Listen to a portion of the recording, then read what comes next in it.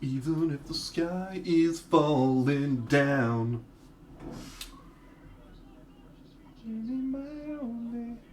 No need to worry.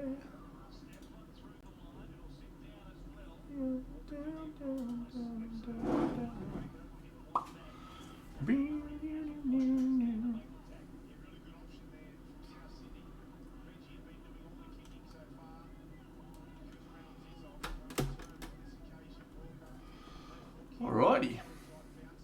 Looks like we're all set. Hello, friends.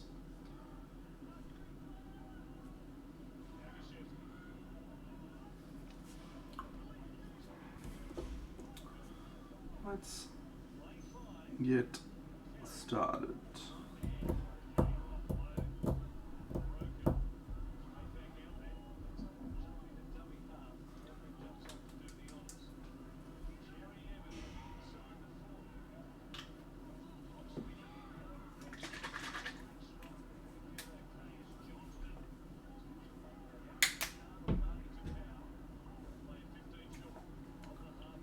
Bought some new brushes today.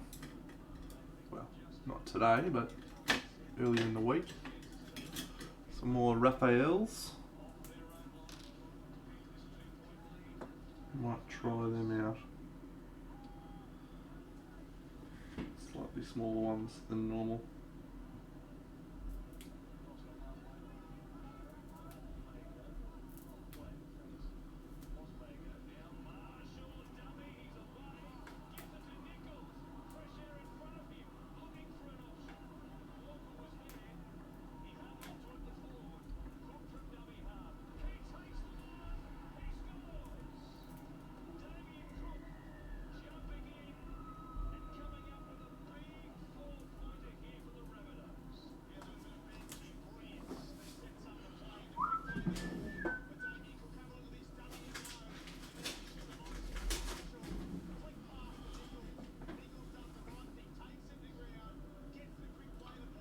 G'day, celery.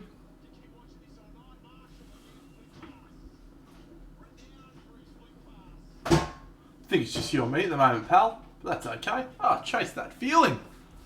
G'day. Welcome.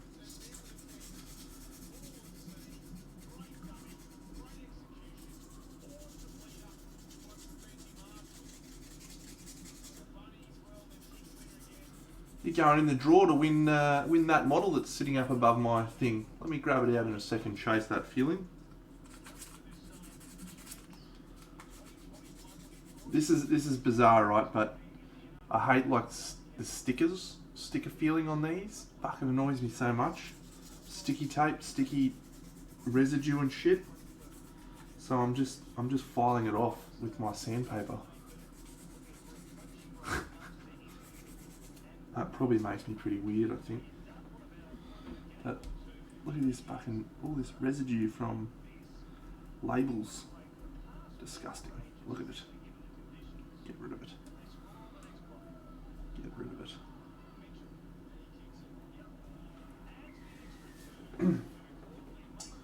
Anyway, it was a good day today. I actually did a private coaching with a guy today. Came over to my house. His name was Simon. Very nice chap. And we painted some stuff together. And I'll show you what I painted today.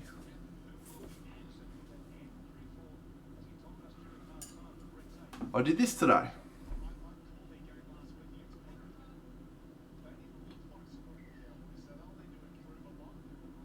So that was a bit of fun.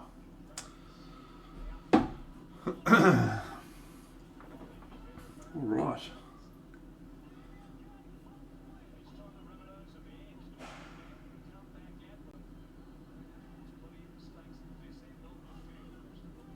Yeah.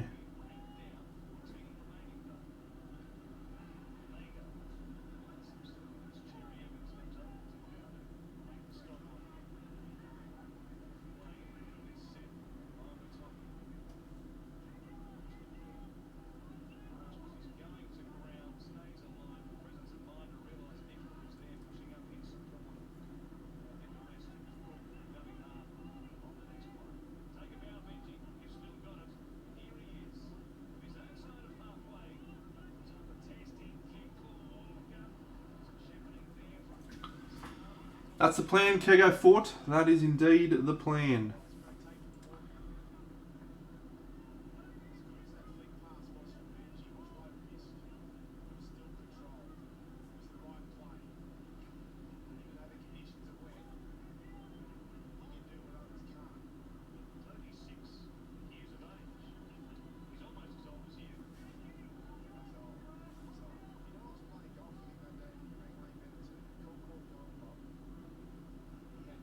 Oh, g'day, Finn.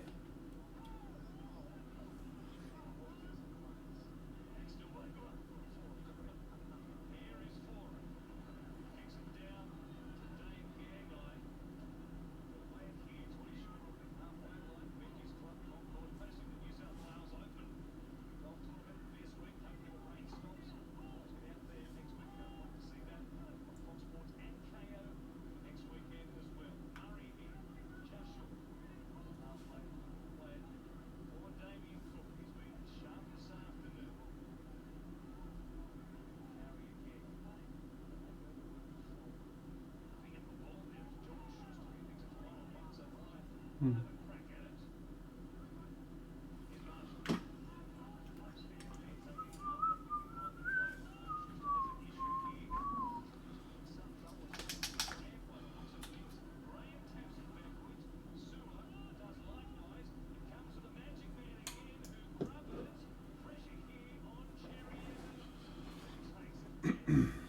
Ew.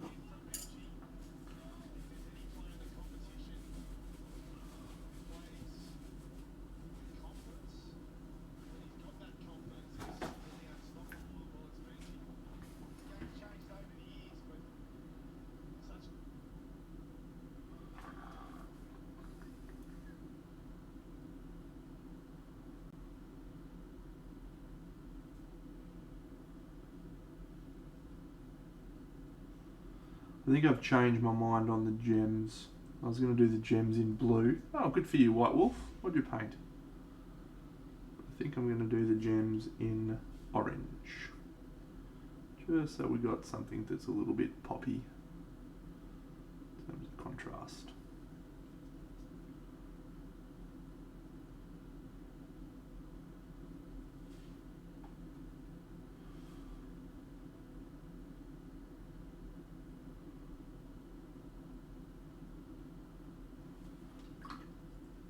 Good for you, mate. What an outstanding achievement.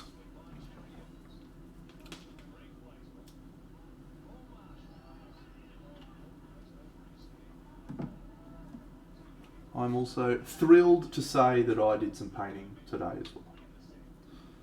Hello, Paul. Hey, Paul. Hey, Paul. For anyone who doesn't know what I'm doing when that happens, when I'm singing that, there's a YouTube video clip. It's pretty funny, and it's this Polish a cappella group singing a Polish folk song, and they're actually saying polka, polka, polka, something like that. But it just sounds like they're saying, "Hey, Paul, hey, Paul," which is great. Whew.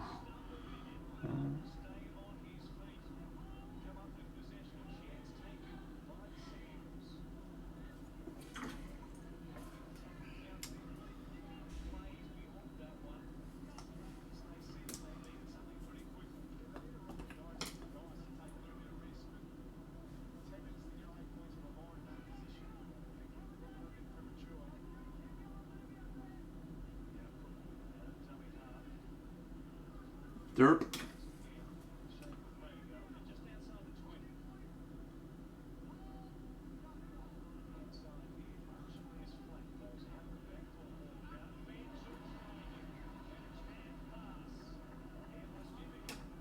Match fixer.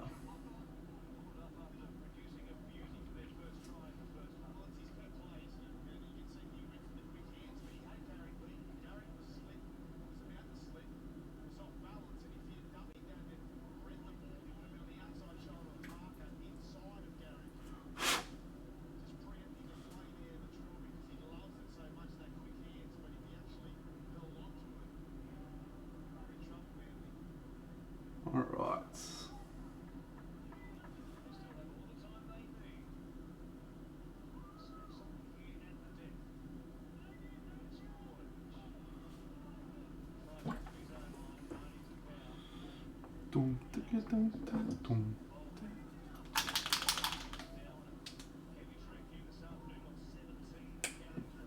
I am watching the footy, yes. Is it too loud? Do you want me to turn it down? Can you hear the commentary? Is it very noticeable?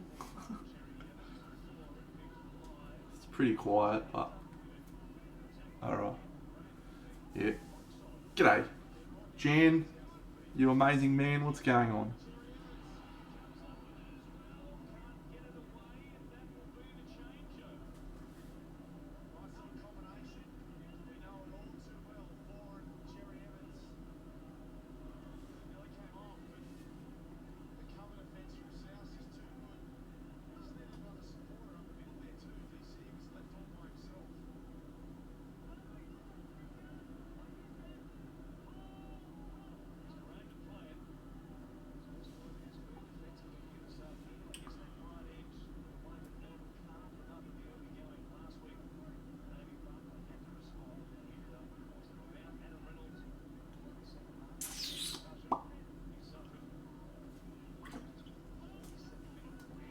Love a bit of paint consumption myself, mate. Good day, good day. Every day's a good day when you paint. I believe it'll bring a lot of good thoughts. G'day, Drax.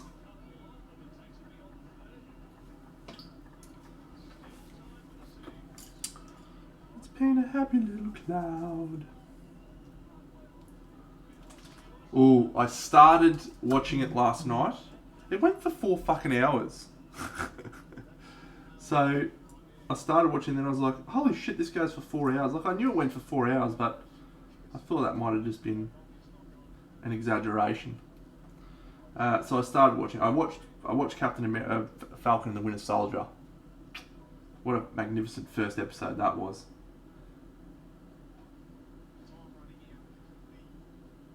Just balls deep. First 10 minutes is just classic.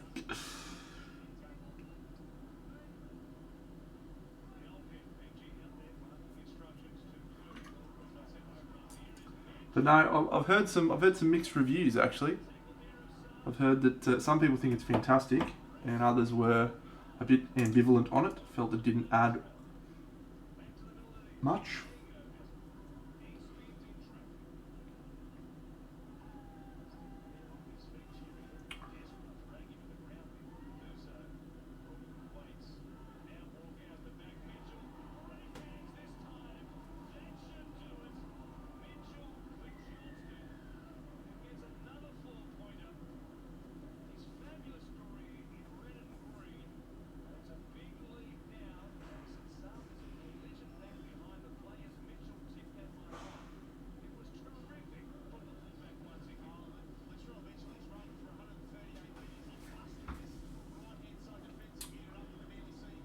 Alright, cool, yeah. I mean, I'm definitely going to watch it. It's just a matter of finding the time. It's 4 hours. I can sit down and watch a lot of things in that time. I could paint some models.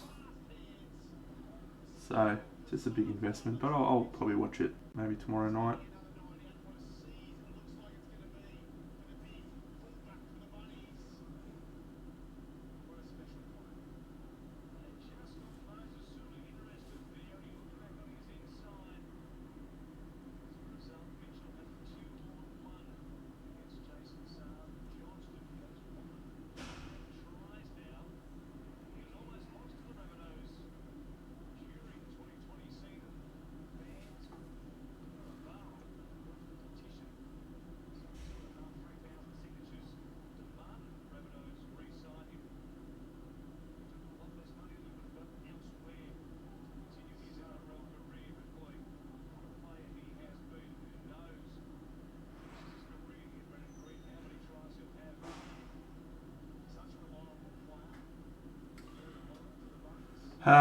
So with this model, or these models in general, I probably could have finished these in about 4 hours comfortably, but I just wanted to paint them because they're awesome looking models. So there's no real time pressures, so I'm just enjoying, tweaking things and trying new ideas and fun colour schemes. I mean, it's important sometimes to just be able to experiment and not worry as much about the result. Not that I worry about the result that much, but you know what I mean.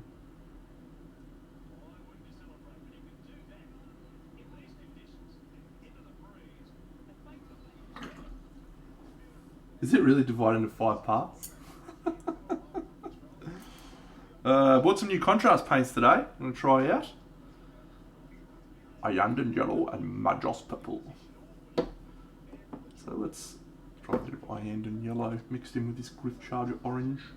Griff Hound Orange.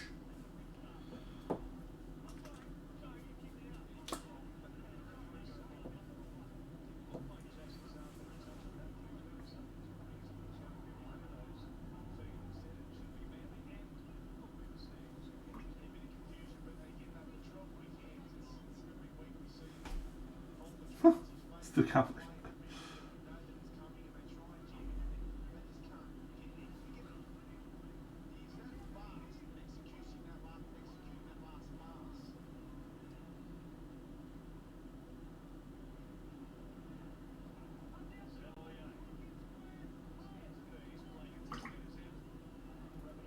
Alright, this chick is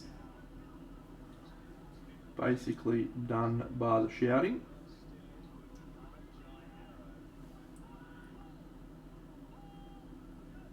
Just want to make sure this looks different to the hair.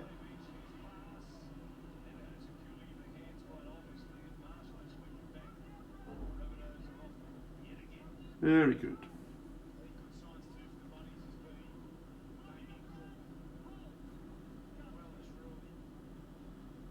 Very good.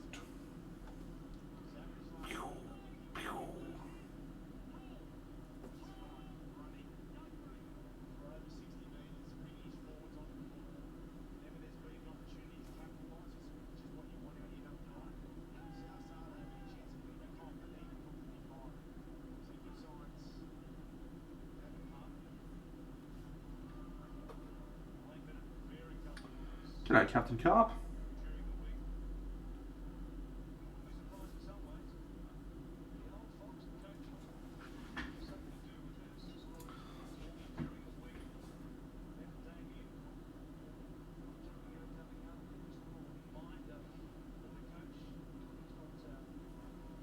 It's going well, mate.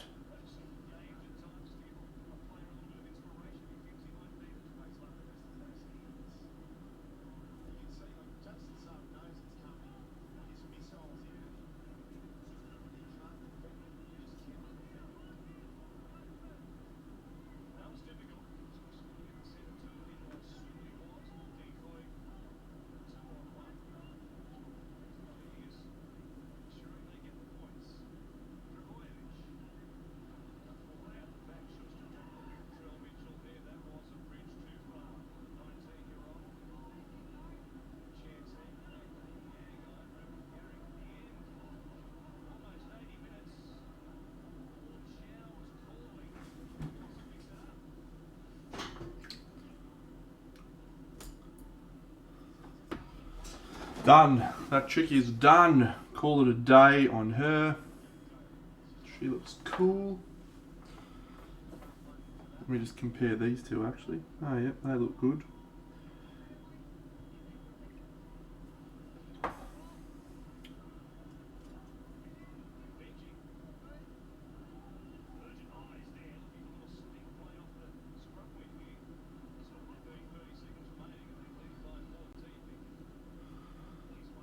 So yeah, did a private coaching today with a dude, Simon, as I discussed earlier, and very interesting day, trying to explain my process to people, and I felt pretty good at the end of it about how I'd gone, and he seemed pretty buzzing to get home and get painting, which was good.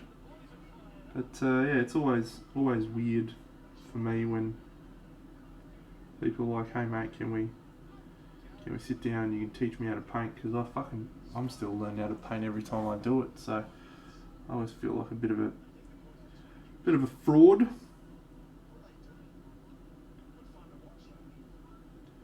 But I always remember that, g'day Rowie, that I'm not necessarily teaching people to be the best painter in the world. I'm just teaching people the way I do things.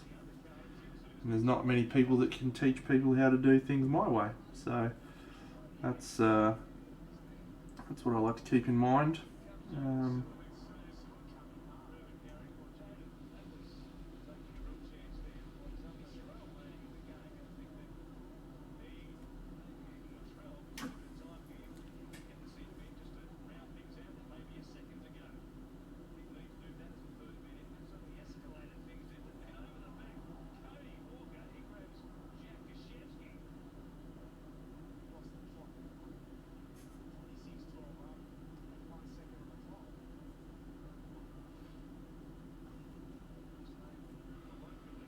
Rugby league, mate. Rugby league. Sorry in advance. Bit of a tragic. My team's playing tonight.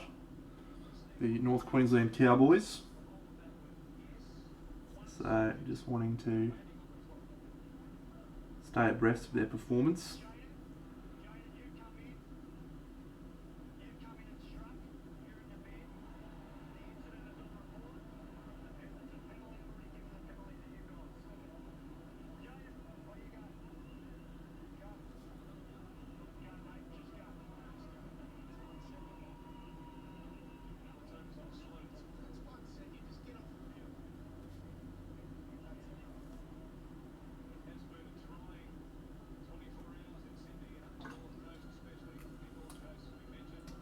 Yeah, awesome atmosphere at the NRL. Goes off.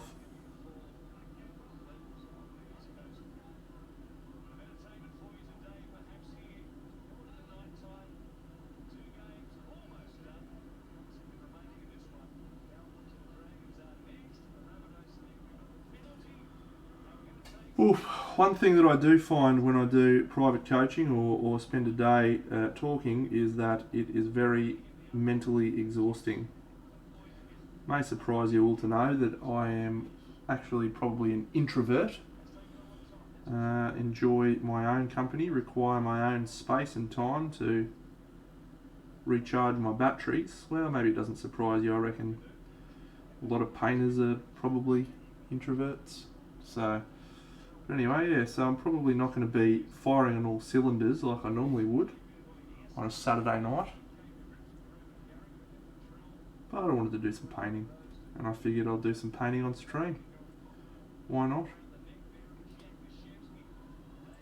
I think they're a chance, based on the last two results. They are a real chance.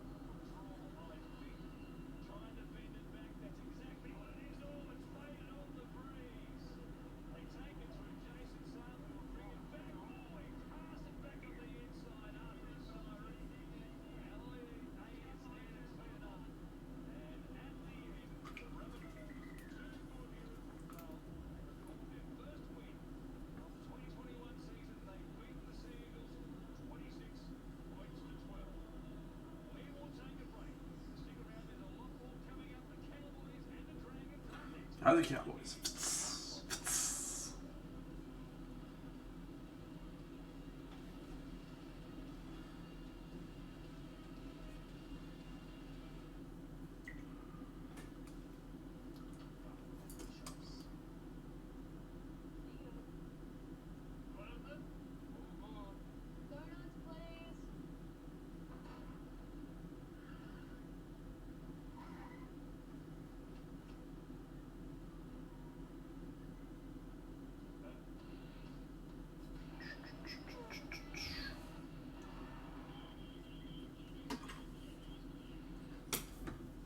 2 out of 2, I reckon. Just do the skin tone on this chick. On her face.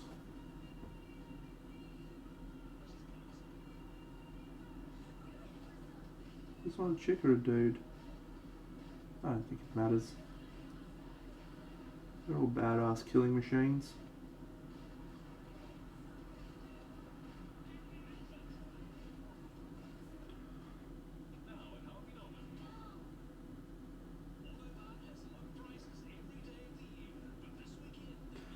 Shit, Falcon and Winter Soldier. Cannot get over it. Oh, I was jazzed when I got to the end of it. Can't wait. Can't wait for next week. G'day, Koala. 2 out of 2. Alright, this guy's going to take a little bit longer though. This dude is a big brute.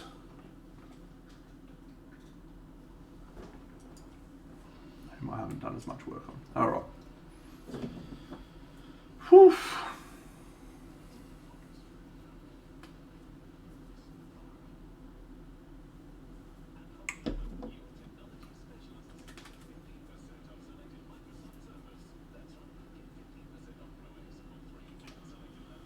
Boo, boo, boo, boo, boo. Boo, boo. Oh, please be my shipping notice for Big Child Creatives. Is it? Is it? Oh, it's not. It's not. Damn it. Just give me my shipping notice.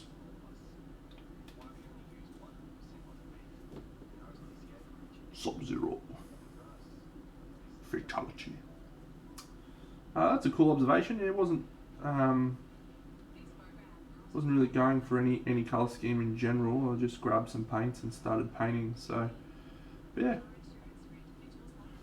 very similar colours to that. Now that you mention it.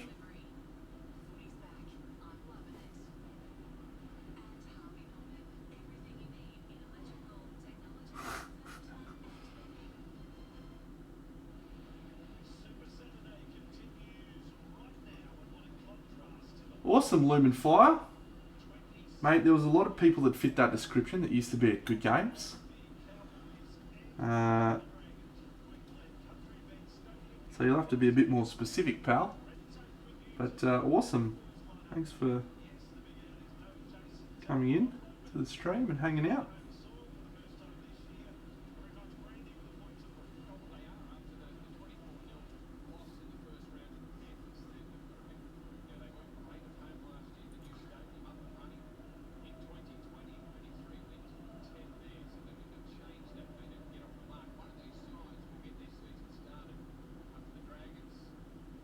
Back in the days when I was a Cricks player. Pretty good at it too. Pretty good Cricks player. Not gonna lie. Used to smoke everyone. Boo, boo, boo.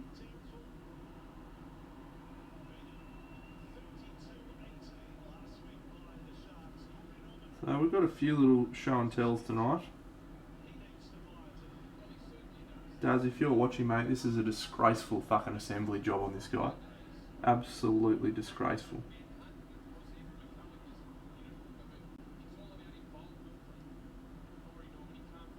One of your worst.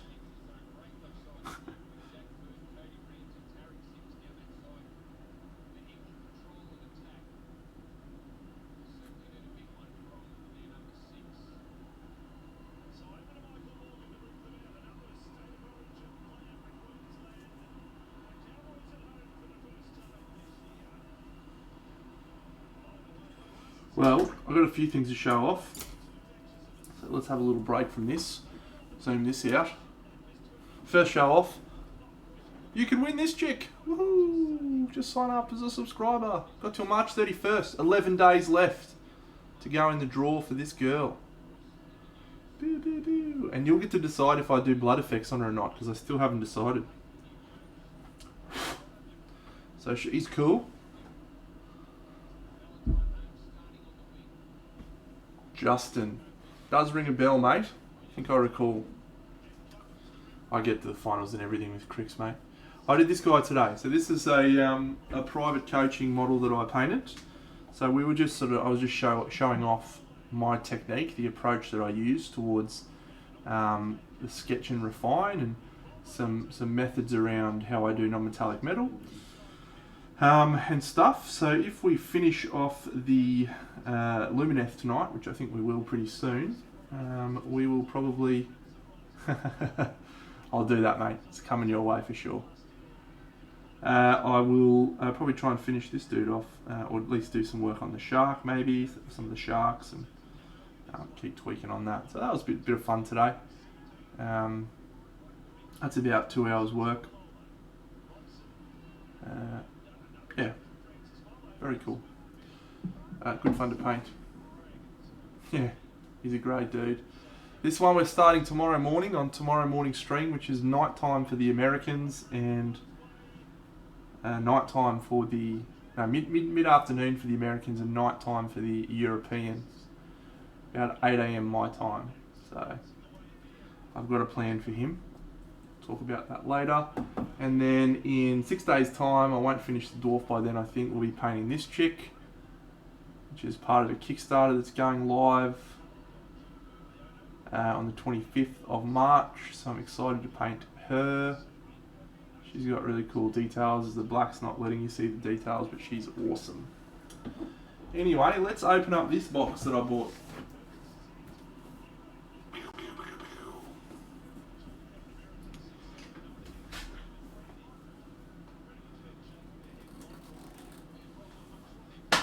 So we can look at the models. Because these are super cool models. Paint some more of these. This will be for myself, these guys. The other ones I'm painting for someone else. Whoopsie. Ooh, love that new board game smell. Fresh.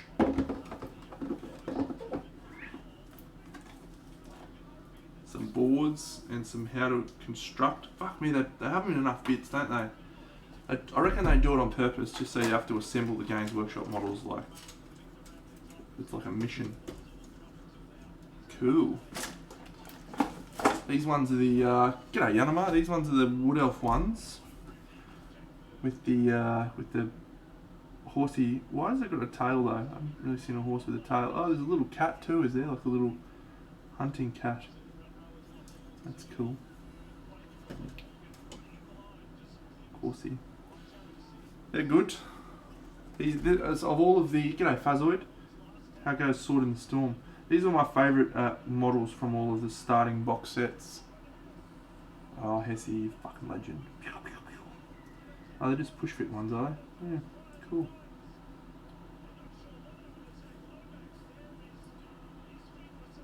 Very cool models.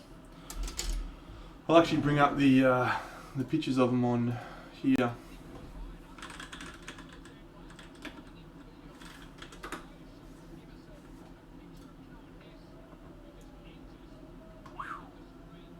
Warriors of Diachasm.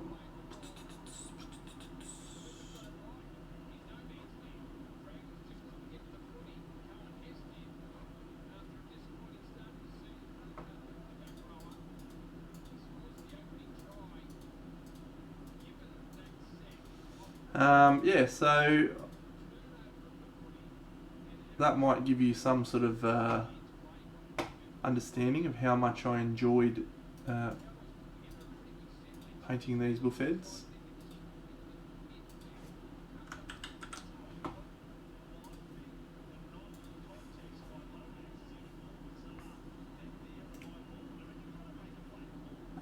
Interact.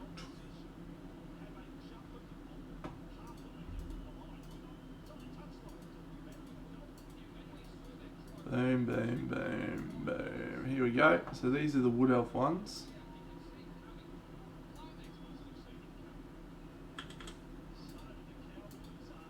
Why aren't you letting me scroll down? Go away. You absolute mug.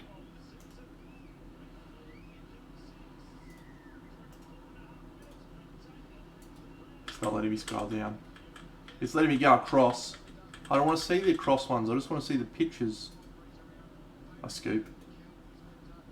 They look great. Anyway, here's the link. Go have a look at them. They look glorious. We'll get to decide what colours we want to paint them next. Anyway, that's cool. Oh, g'day, Benny. It's going well, mate.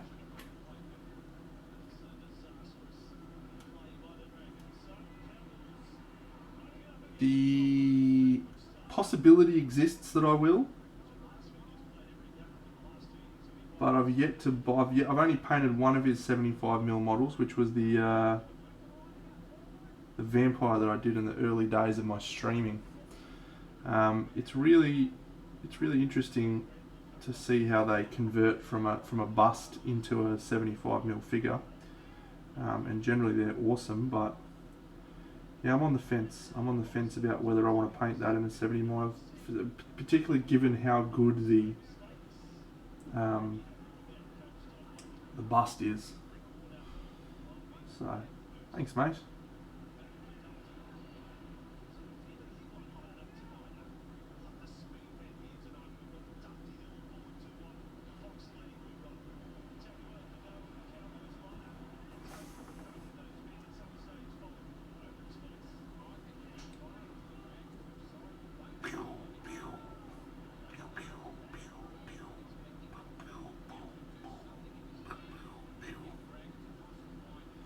Bum bum bum bum bum bum bum bum bum bum bum bum bum bum bum bum bum. G'day, Mini MF.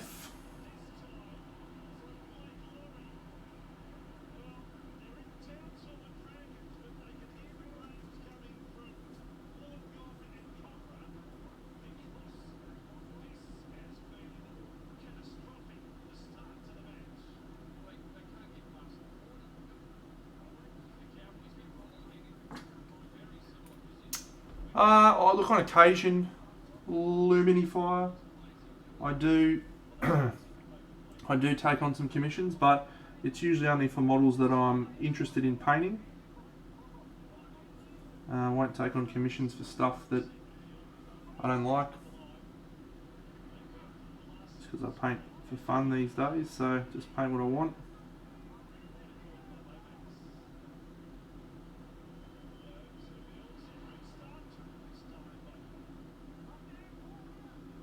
Which is the best, by the way.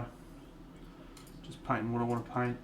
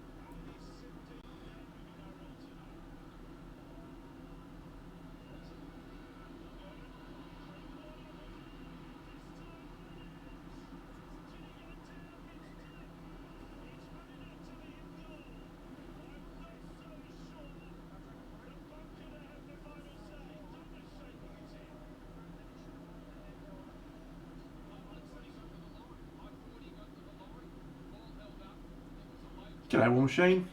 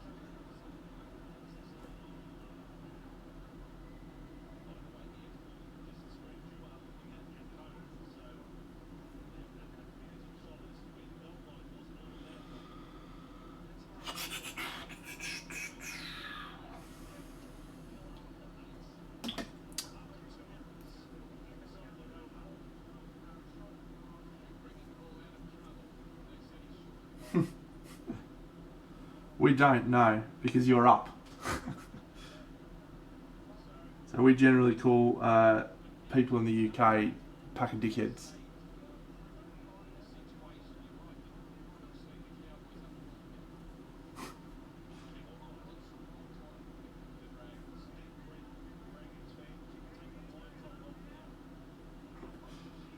Not really.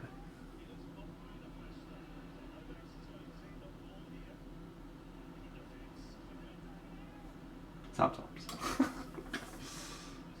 Usually only the dickhead ones we call it dickheads. Let's go. Just gonna give these this brush. Whoa, roly poly.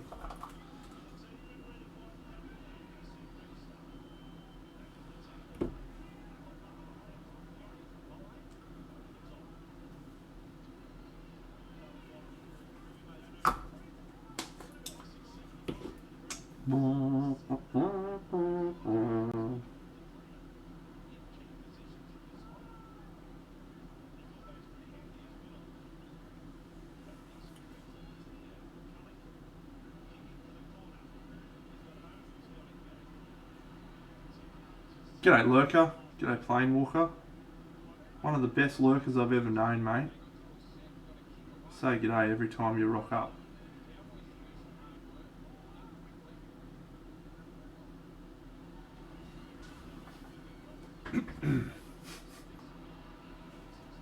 Oh, Tama. Oof.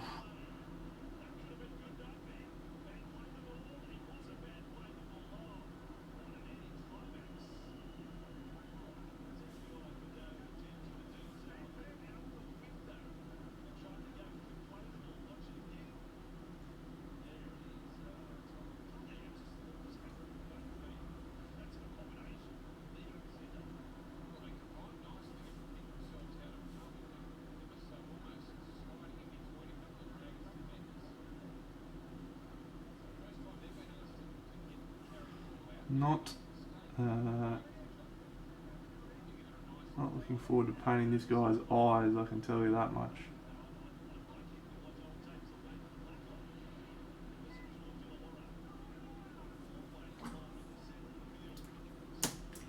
So let's get it over and done with.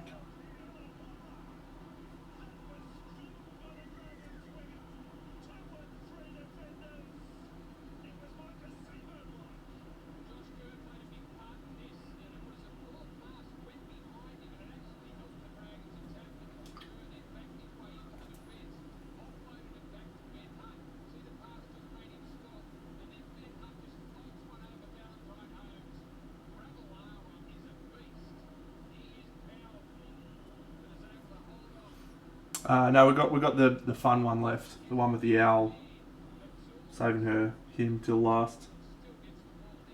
He's the coolest of them.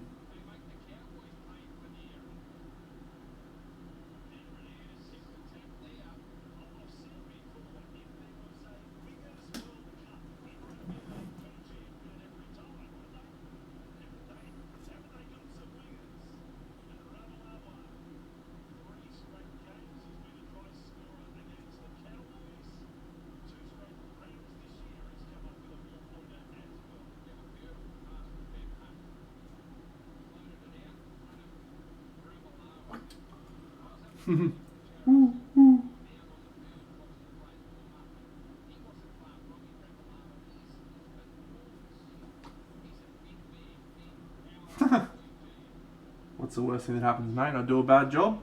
It's okay. We can fix it.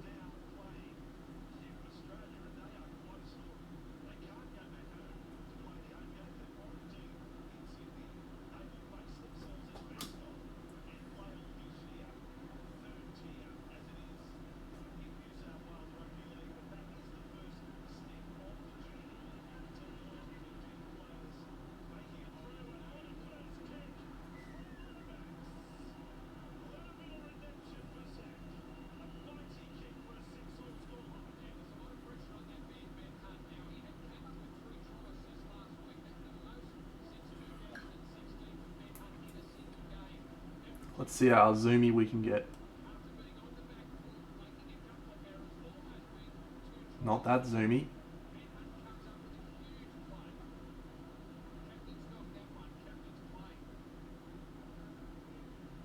Yeah, that should be fine.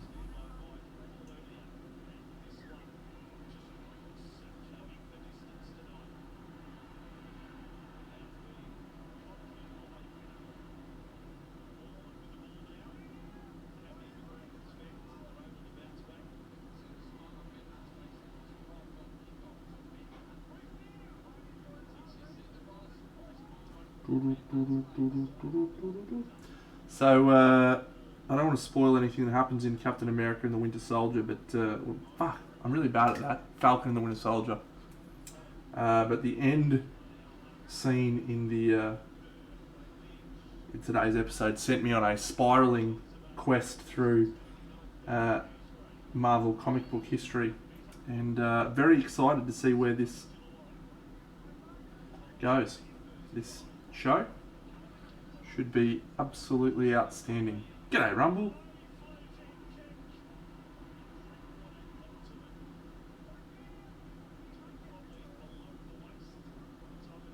It's awesome.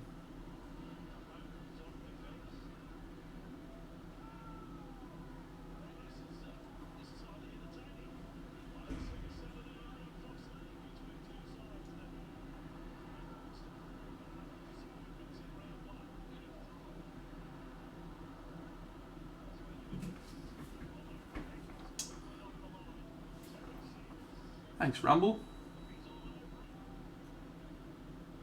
Yeah, I am not a fan of the Falcon as a character, right? My girlfriend and I talked about it. He's just a nothing character. Like he just exists, right? Haven't had any interest in him at all. But the scene of him in at the start of the TV show is so fucking baller that I became a Falcon fan, and I'm excited to go back and watch more of him. And don't you? Oh, crazy. Yeah, I think I'm keen to go back and maybe reflect a little bit differently on him as a character now, just because that was so fucking cool. Yes. So for some reason everyone loves Bucky. I don't know. Another one my girlfriend was like, yeah, she actually said to me, oh, I'm not really interested in watching. She wasn't interested in watching WandaVision either. I haven't managed to convince her. But she's like, I hate both of those characters. Why would I watch that show? It's because it continues the storyline. It's important to watch the whole show. She's like, that's bullshit.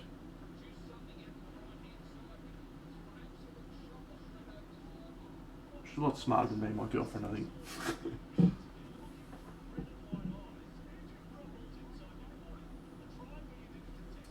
She got a promotion at work, actually, just the other day. So she's had a very good week.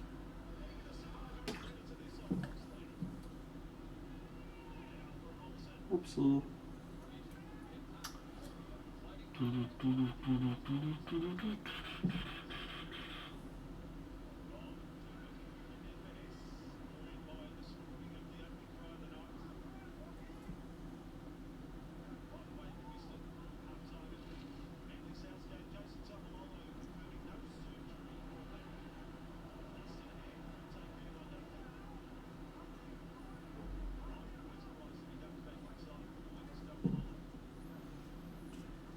G'day MK Finder. Would you believe, Rumble?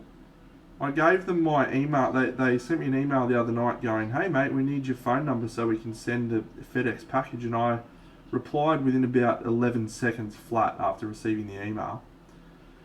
And then I was like, yeah, I'll get my fucking thing in the next couple of days.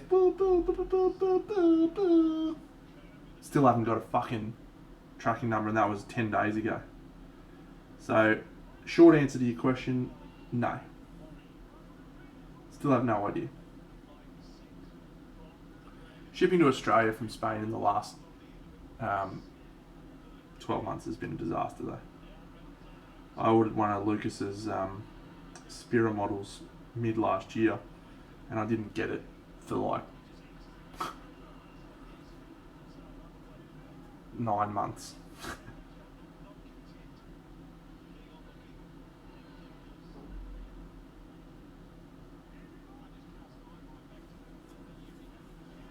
Oh, it's okay. Like, I'm hyped for it because I'm really excited to start, and I've got heaps of cool ideas, and my mind's buzzing over it, which is great.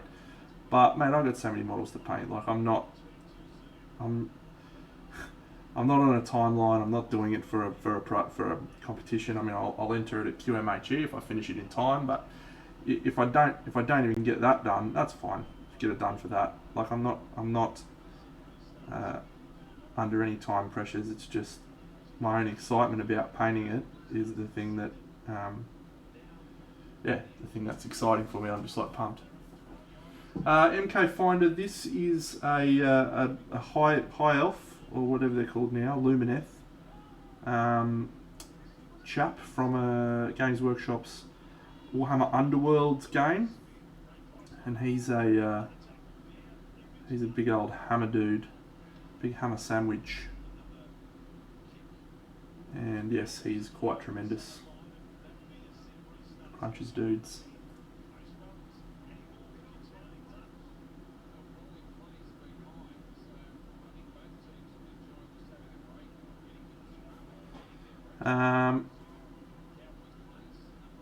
They're cool little game, Warhammer Underworlds. I'm not going to say it's the greatest game I've ever played, because it's far from that, but it was fun. I'm looking forward to playing again. Oh, stones, mate, they're so easy. It's just like the easiest shit to paint. They're just fun models. Top 3 board games of all time or of this year?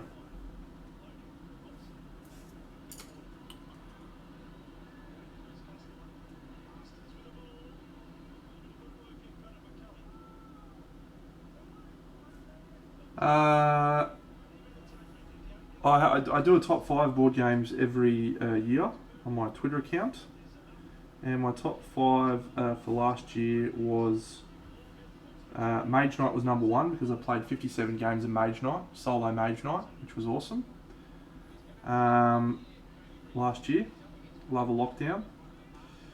And then number 2 was Kingdom Death for last year. Kingdom Death wouldn't be in my top 3 permanently, but it was my second most played game, most enjoyed game last year. And number 3 was, I think, Great Western Trail. But if I was to pick a top 3 of all time, my first would be Gloomhaven.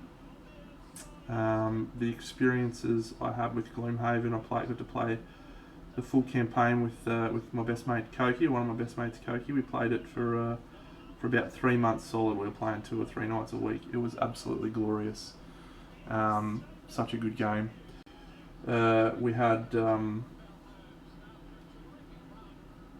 just the best time. Like I look back on the experience of playing Gloomhaven. We were both just so jazzed to play all the time. I'd be messaging him, "Hey man, what are you doing tonight? Let's fucking play Gloomhaven." And he'd be like, "Fuck yeah, let's play Gloomhaven." And he's got 2 kids and a wife, and I don't.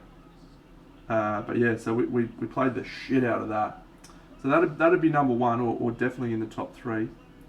Number 2, I think, would be a game called Twilight Imperium. We have played a lot of games, right? And but the one that stands out as just being a massive, crazy experience is Twilight Imperium. It's a massive game, like a game that takes most of a day. And we're quick players. We play so many games, we're always quick. But for us to play a game of TI, we have to set aside 5 or 6 hours. And in TI, you actually play as an entire race of space aliens. There's all different space aliens you can be, which is cool. Jaws of the Lion is a great way to start, and what I would recommend to anyone wanting to start Gloomhaven. it's shot up the sky, the rankings on Board Game Geek. It's up to number 6 in the Board Game Geek rankings. That's how good Jaws of the Lion is. But yeah, Twilight Imperium. So you play as a race, alien race, and your goal is to complete quests, objectives set out by the current rulers of the Galactic Empire to determine who's going to be the new galactic ruler. But it is like everything you've ever wanted in a board game. You have fleets that you fly around space. You have technologies that you research to make your fleets better. You make alliances and deals with other players, and it's just like epic in every sense of the word. And some of the funniest moments we've had have been playing that game, where we just, one guy backstabs another guy after being allies with him for the whole day, and just he goes through this ballsy move to backstab him and win the game, and everyone piles in to try and stop him winning the game, and then it's just, it's wild. I think it'd be in my top 3. It's not a mechanically as good a game as some of the other games I've played, but it's just really, really, really an experience every time you play it. So Twilight Imperium would definitely be in the top 3, and then I think I would struggle to pick one of about 5 or 6. Oh yeah, it's fucking mental. Absolutely fucking mental. So one of the rules in TI, right, is so you have your home system, and your home system has your planets and your resources that it generates and stuff, and the other people playing the game will usually not go near your home system because it's quite hard to attack it. You got to you generally telegraph it pretty easily when you're going for someone else, and if you take someone else's base, they don't gain points for objectives they complete. It's actually like the only way you can stop someone scoring points. So what you often find is when people are like close to winning, everyone will start going, oh fuck, I want to take this guy's base. So there's this game I was watching on YouTube, one of the finals games in Gen Con, and this dude, he just makes this absolutely baller play where he throws his entire fleet through this wormhole thing that lets him teleport and get to this other guy's home base, and they've been allies the whole game, and he's just doing this to try and stop him because he thinks he's about to win.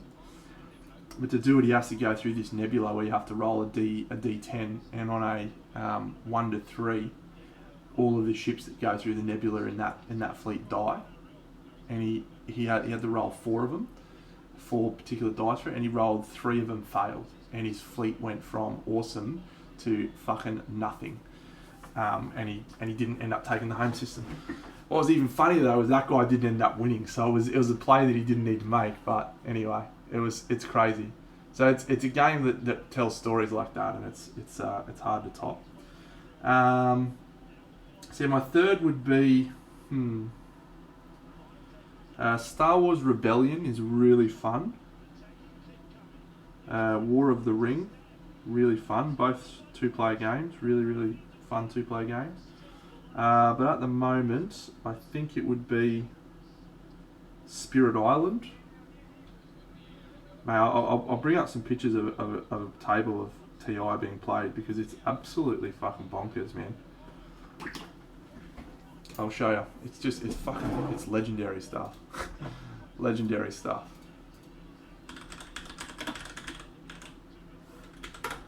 And they just released an expansion actually for TI, which has added a whole pile of new races and stuff.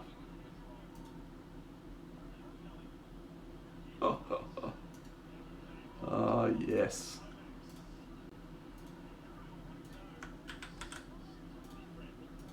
So that is the board. So that's the galactic map. Each of those planets has like resources that you can check out. My Twitter's up the top, MK Finder. I'm not clever enough to have set up shout outs or anything like that yet. I'll figure it out one day. You have like 12 different ships you can have. The expansion just added mechanized infantry. You explore planets. You send your ships out across the galaxy. The big planet in the middle is called Mechatile Rex. That's like the capital. The first person to claim the capital with enough influence gets to gets to take control of it, and then you get points for being on top of it. It's fucking wild, man. Absolutely fucking wild. Takes like 6 hours, but it's the best. And yeah, so you research. There's like 4 different tech trees that you research, and each of the tech trees has like different benefits. Upgrading your tech trees in certain ways will let you upgrade your ships.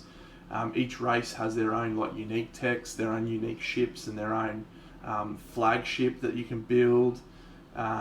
You make alliances with other players, treaties and shit. It's fucking so wild. Like you have an experience for like 8 hours where you're just like manipulating each other back and forth and just going wild.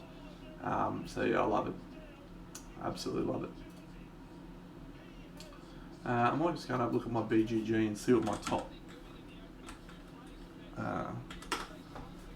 top games are, because I rate all the games I play on my profile.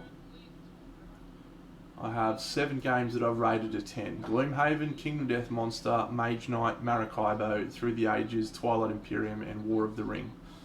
I would probably say Twilight Imperium, Gloomhaven, and Mage Knight would be my best 3. Spirit Island is what I've played most recently. Mage Knight is tremendous. 58 players apparently. Go me. Great stuff. Yeah, I've got played Gaia Project. Yeah, I think I'm at 27 plays of Gaia Project. I think I rated it a 9. Let me just check. Rated it a 9. Rated it a 9. 16 plays of Gaia Project. It's good. Enjoyed it. It's which Dune? There's 2 Dune games that have come out recently. One that was a remake of an old game that came out in the 90s. Just reskinned, and one that was called Dune Imperium, which is like a worker placement card management game. Yeah, cool. We haven't played that. It's on the list, but we sort of, if we're going to spend 4 hours playing a game, we lean towards TI or Game of Thrones, the board game, over that, because we're more into the themes of those. But I've heard it's a really good game for dedicated groups that are willing to put in the time. So we played a game of War of the Ring. I'll show you some War of the Ring actually, Benny, because you'll dig that. I know how much you love Lord of the Rings. My best mate Cokie and I, we did a day where we played War of the Ring, and we put the movies on in the background. I'll show you it was classic. It was absolutely unreal. So the game, it's a 2-player game.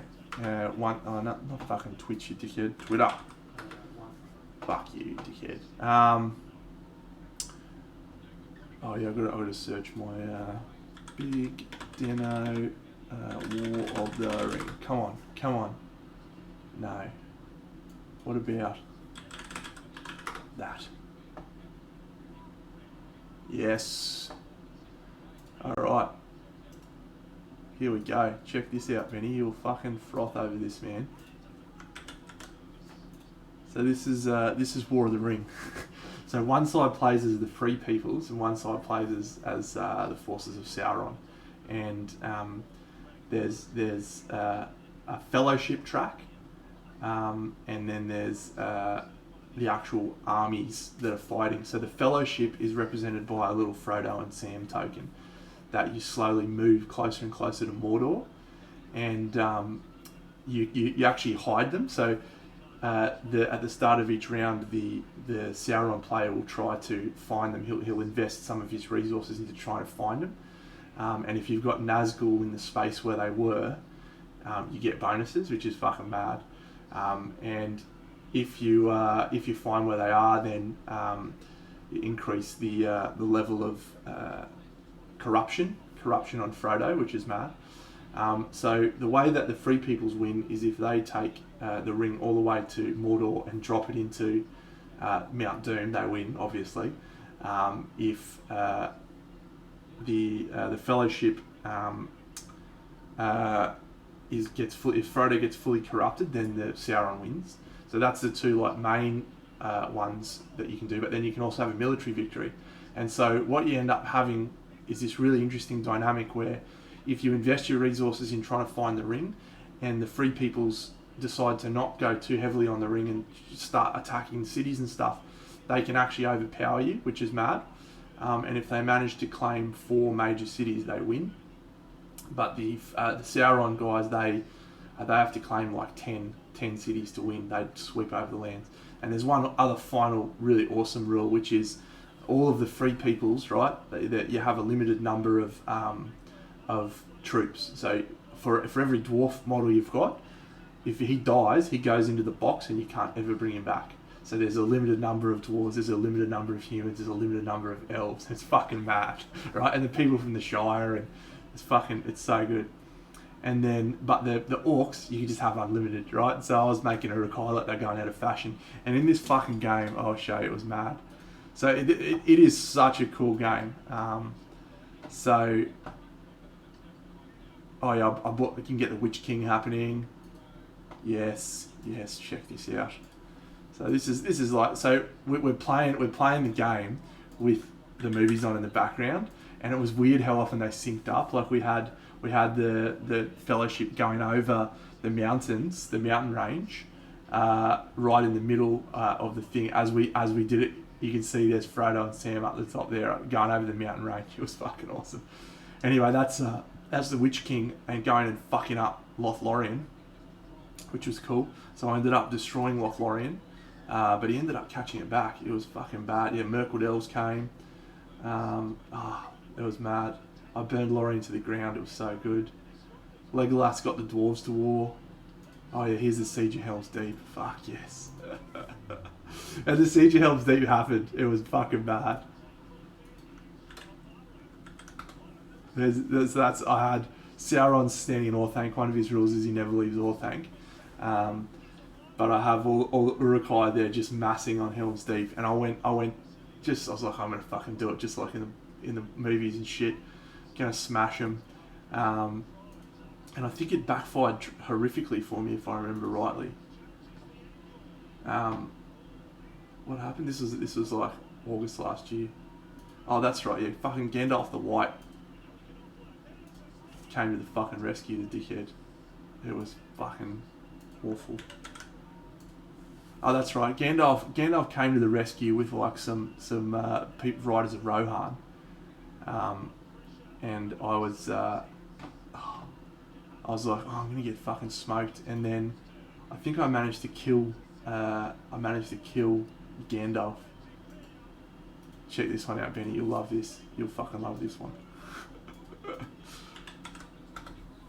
Fucking Tom Bombadillo, the dickhead, is sitting in the Shire, just stopping me from entering. It was the worst. There's a card you can play, and he's just sitting there going, doo. You fucking can't come in to the Shire.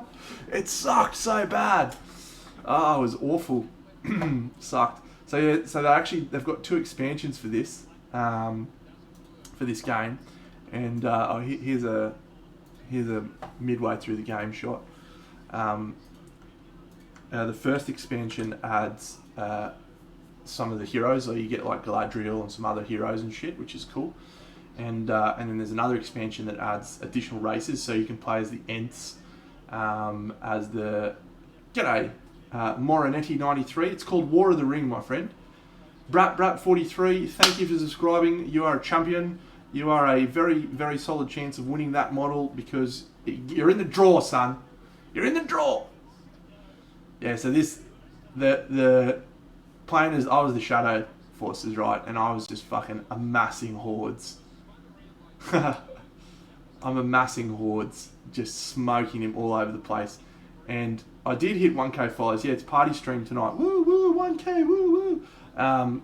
Right up the top in it's not even in Lothlorien. It's in Mirkwood. He hit up there to try and rest and recover corruption in Mirkwood, and he just never fucking got close to taking the ring to Mordor. So I was just able to focus purely on military, and because they outnumber the Free Peoples significantly, I was pumping him, forces everywhere, took over Helm's Deep. It was fucking mad. Someone just did something then. Thanks, Salamander Milk. I fucking killed Tom Bombadil too. This is what it ended like. This is the end of the game. Yeah, it's a really good game. Like you get to play. I fucking smoked Tom Bombadil. They're fucking ripping him to pieces. It's fully decided by the players. Like you get all these cards that you can play that are like moments in the books and moments in the movies, and you're like, this is fucking awesome. But if you decide, oh, I'm going to do something different this time, like I'm going to bring the Mama Kill in early, and it's fucking legit. I loved it so much. But yeah, so he ended up amassing. So that's down the bottom there in White City and fuck you, St George. And what's that? Osgiliath, yeah. So he massed in Osgiliath. G'day, Smeggers. Amassed in Osgiliath and amassed in Minas Tirith. And he had Gandalf the White and all these fucking dudes just in there. And it's so hard to attack siege a citadel. It's much harder. So you have to just like throw waves and waves of men at them, which is fine for the orcs. But it's so cool because when the little people die in there, it's fucking the best because they just die and they can't be reinforced because they're stuck in a citadel under siege. It's a fucking great game, man. I really love it. Each you get those cards, that big card there, the one with Tom Bombadil on it, and that one on the red there. And the cards have two options. You can play them for their special rules, which are things like there's one for the eagles. You can move the hobbits down further than they are. You can there's all these cool special rules like the Ents and whatever. But then the bottom of the card is like a card you can play in a combat that modifies combat roles and rules. So you have to decide how you want to play your cards as well as what you want to pursue and stuff. Brilliant game. Koki and I were actually talking on Tuesday night. We were going to hook up a game of this again soon. We're going to do a Rebellion and War of the Ring day, so we'll play one of each. I'll play as the Rebel Alliance in this, and I'll play as the Forces of Sauron. I'm quite keen to play as Sauron. Anyway, War of the Ring, good divergence, very cool game. Apparently my camera has frozen because of all of my excitement.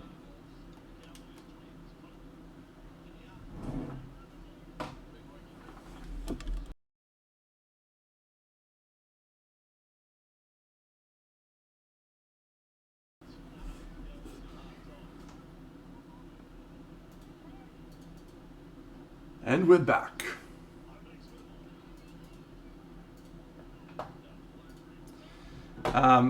No, man, I'll talk about board games anytime you want. Absolutely love them. And I'm surprised you haven't heard of that. Mage Knight's great. If you're keen to play some solo games, Mage Knight is absolutely the one I would recommend. G'day, Lopez. Good performance by the Manly Seagulls today.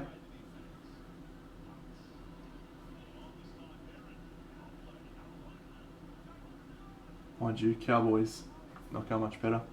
Gloomhaven is an excellent co-op, so it's best at 2 to 3 players, I believe. Koki and I played it at 2. We had a couple of games at 3. My girlfriend played a few missions as well, which was cool. You can play 3 players. It's a really scalable game, so you can actually, at any given time, you can just cycle players in and out, and it doesn't impact the game. Like the number of enemies that you play against just scales. So it's a really cleverly designed game in that way. So yeah, it's probably one of the best co-ops.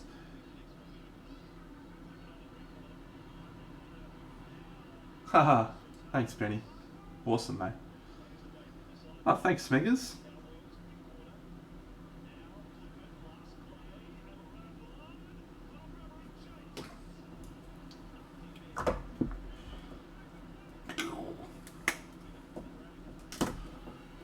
Alright, I think we're ready to start the fun one.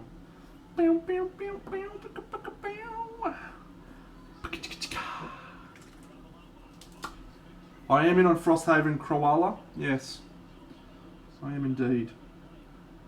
My only concern is how do they recapture the magic of Gloomhaven? The answer is I don't know. Maybe they can't. but I'll still play the shit out of it. 1K. Oh, mate, better get that band button ready again, hey?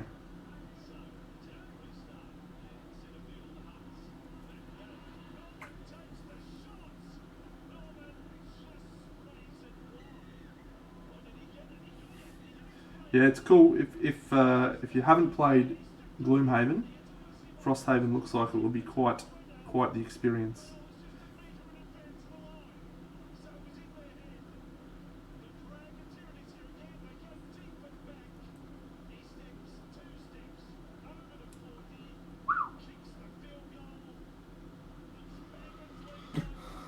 All right, let's give a couple of little dots on this dude.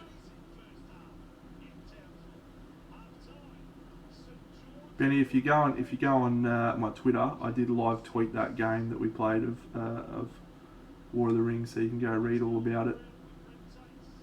The whole game, it was epic.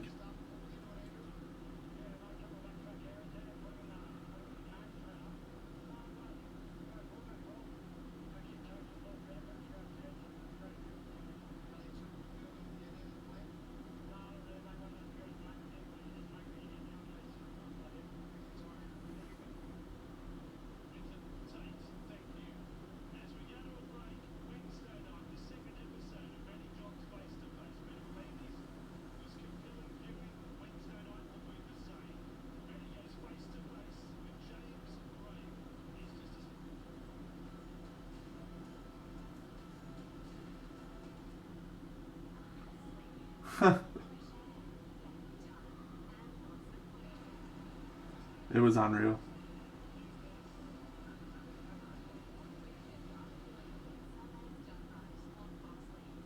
Alright, this dude is done.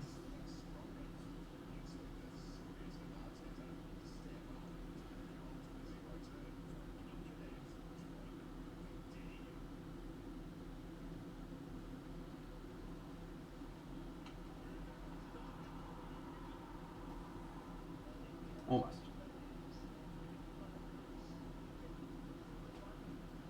Oh wow, mate, you are in for a world of excitement because there are some unbelievable board games out there now. If you're keen, there's about 3 Lord of the Rings games I can recommend. Journeys in Middle Earth, the Lord of the Rings, the card game, collectible card game, and War of the Ring.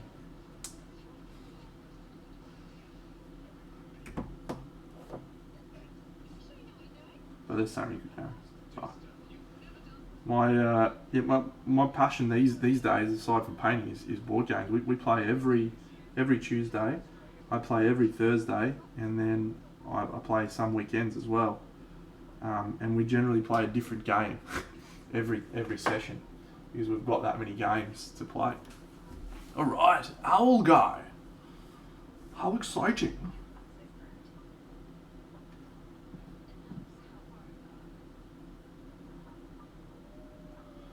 Woo, woo.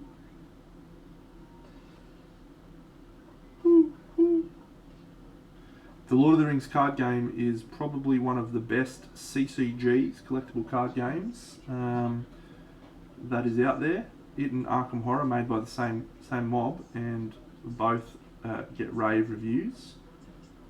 I much prefer the Lord of the Rings property, so I much prefer that.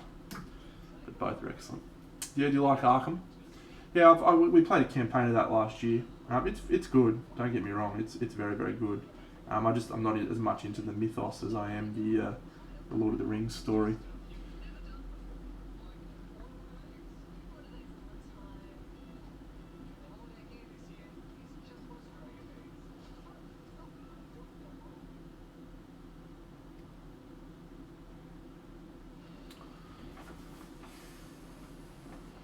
Yeah. Yeah, the campaign in Arkham Horror is great. The way that your deck evolves over the course of the campaign is a lot of fun. I played the Path to Carcosa last year with Jenny Barnes, and Sheldon and his missus, and they played some really cool characters. But yeah, we had a lot of fun. Had a lot of fun with the campaign. I probably wouldn't rush out and buy Arkham Horror, just because I don't get into the mythos of it at all. But it was really cleverly done and really cool.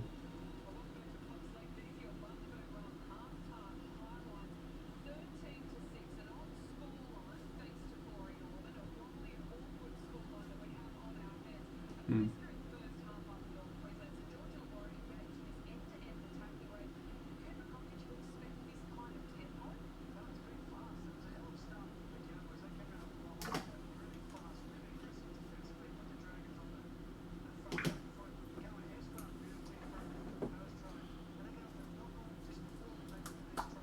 Yeah.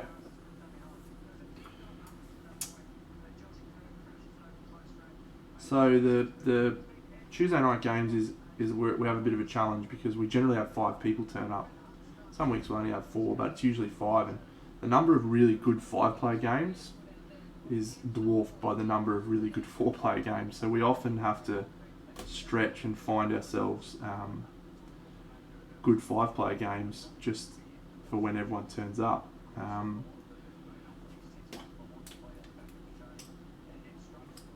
But yeah, the problem with a lot of those awesome ones is that they're not 5 players.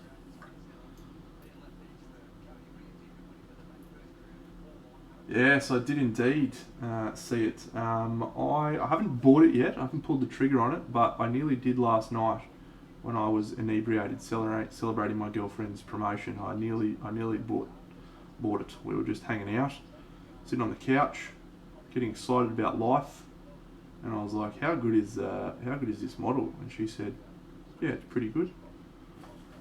And I said, "I'm gonna buy it." And she said, "Cool." And then I didn't. We've got BSG. Drax, Battlestar Galactica in Australia right at the moment, because it went out of print. Mate, Peanuts are selling it for like $500 for that board game. Absolutely ridiculous. Like, and idiots are paying it. It's just a game, guys. It's not worth $800. Some dude was selling it with 2 expansions for $900 on this board games mob I fucking follow. I was like, you guys are absolute peanuts. We have a copy though. So I'm not out there looking for it. But having said that, I probably would pay that much for a game if I really wanted it. I don't really care about stuff like that. I just like, I want it. I want it. I got it. I want it. I got it. I mean, I'm in no position to talk after I paid $2.5 grand for Kingdom Death set collection back in the time of Chaos in the Old World. Beautiful. Have you got Tales of the Shadows of the Horned Rat as well?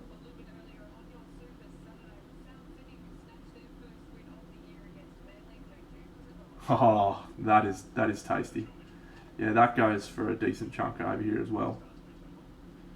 Actually, Sheldon, the guy who's got Battlestar Galactica in our group, he's also got Chaos in the Old World.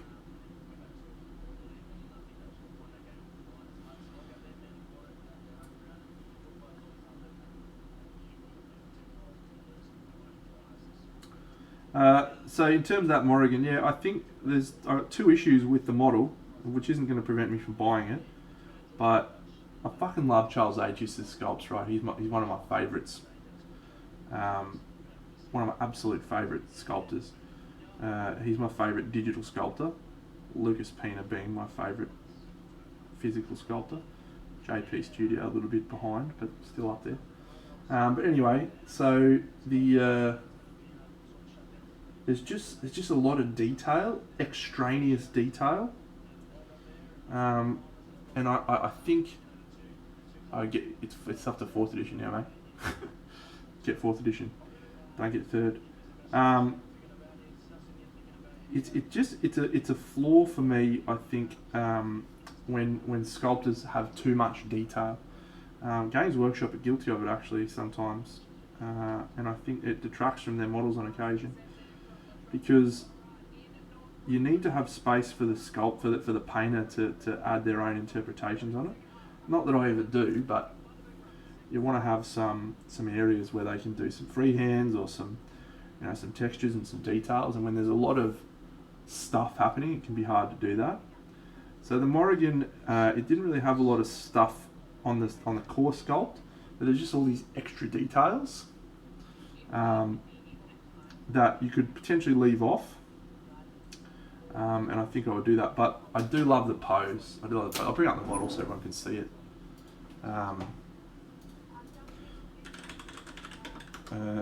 Journeyman it was, wasn't it?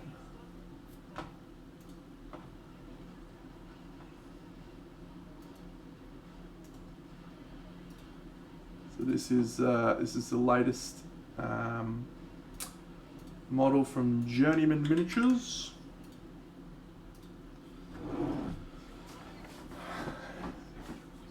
So yeah, really beautiful sculpt, right? Incredible sculpt, and when you see that's just the render to make it look flashy. When you see the 3D print, it's really great. I love it. So yeah, I'm definitely going to buy it, but it may not be one that I paint for a while because I don't know if I can do it justice. I'm hoping that he's getting Land Studio to do the box art because I reckon Land would just fucking crush that. He would absolutely crush it. It's got non-metallic metal, it's got flames, it's got reflections, it's got stuff. Yeah, it'd just be, I'd fucking love to see Land's take on that. Yeah. So yep, I might get off and buy that tonight. I definitely want it. I bought some other models actually from Stonebeard Miniatures yesterday whilst I was inebriated. I go on a bit of a spending spree. when I get inebriated. Just like, I want that. Yeah, I'm going to paint that. It's going to be fucking sick. Wake up the next day, check my fucking bank account. What the fuck did I buy last night, Vince? No, I'm never that inebriated that I don't remember what I bought. I've never regretted any of my inebriated purchases, I'll be honest.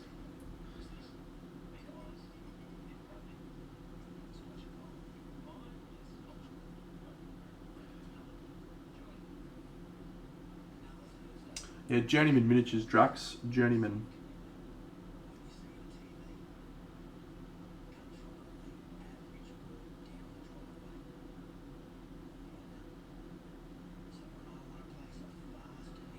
This is the 2-0 Raphael brush. Not as good as the 0. I like the 0 better. Haha, cool. Yeah, I like that one too.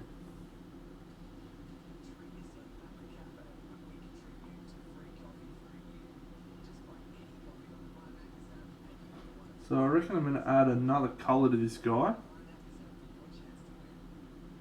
Just so we got something a little bit different for this dude. Just on these little bits here, I think. Use this colour.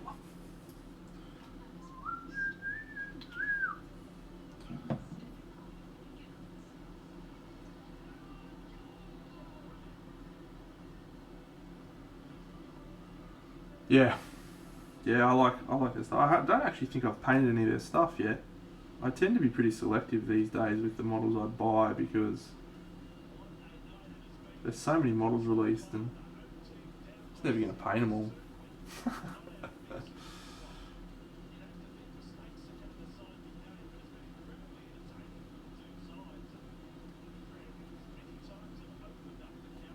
Sorry to hear that, Smeggers.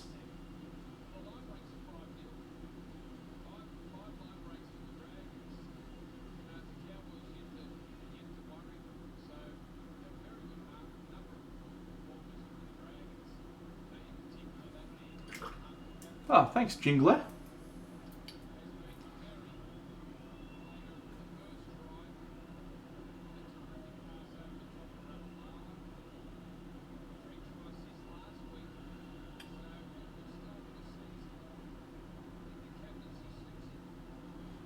Ah, thank you, Ziramoku.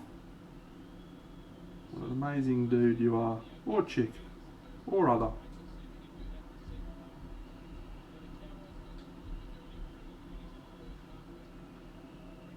Don't know, and I don't care. Good for you.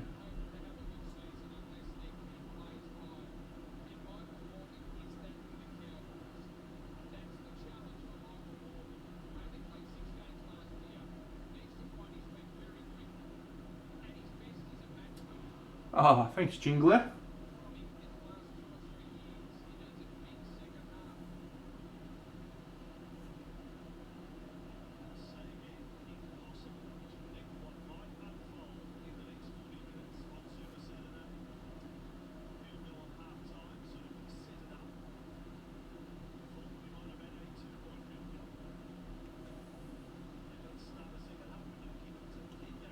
Hey, Gonzilla.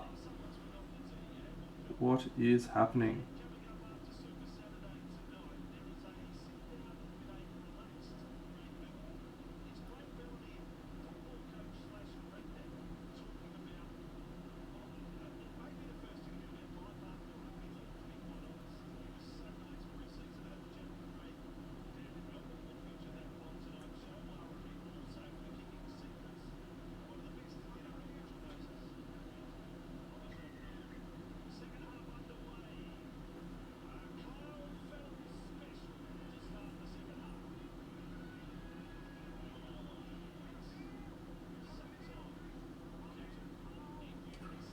Look at this guy. How cool is he? Oh, yes. Our long weekend. We've got a long weekend coming up soon for Easter. And then the week after Easter, or 2 weeks after Easter, we also get another one up here in Brisbane, which is the best. Love a long weekend.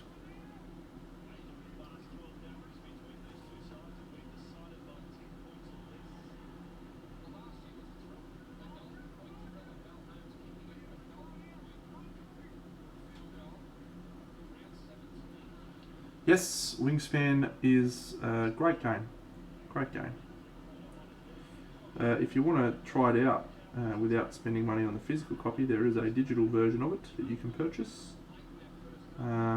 It is a not complex, but there is some strategy in it, and we actually had a fucking riot. Like, it's not my favourite game. I don't get in for the birds thing, but it is a very well designed game, very clever game.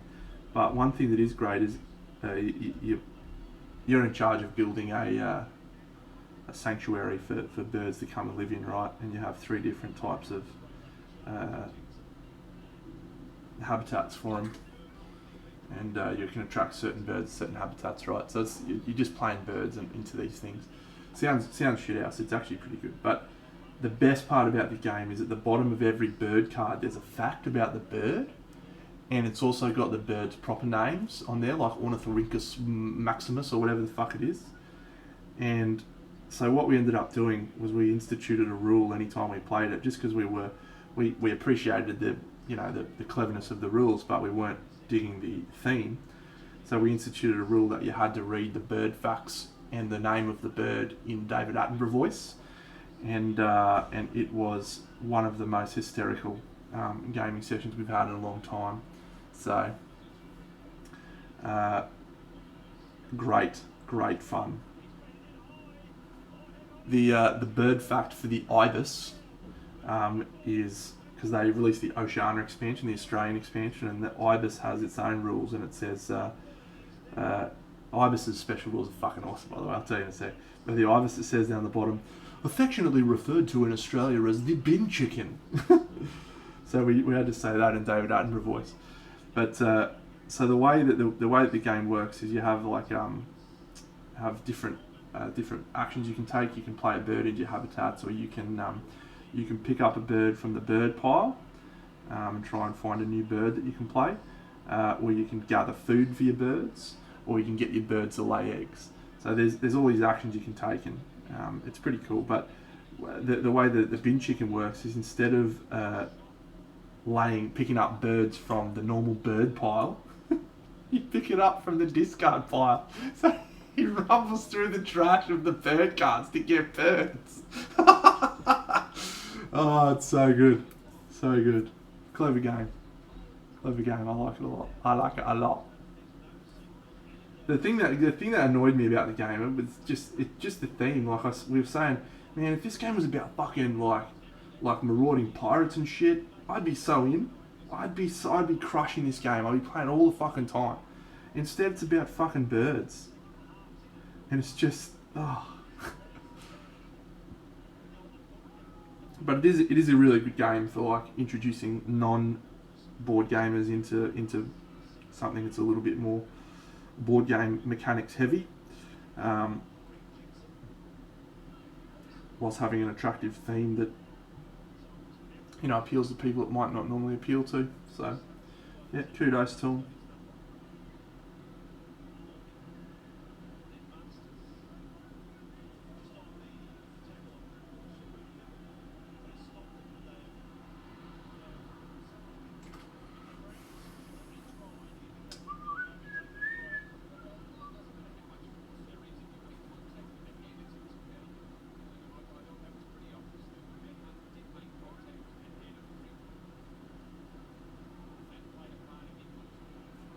See you, Smeggers. Have fun with that IKEA flat pack. You have my commiserations, mate. Next time, don't do IKEA flat packs when I'm streaming, alright? What a waste of a great opportunity to watch the big man at work.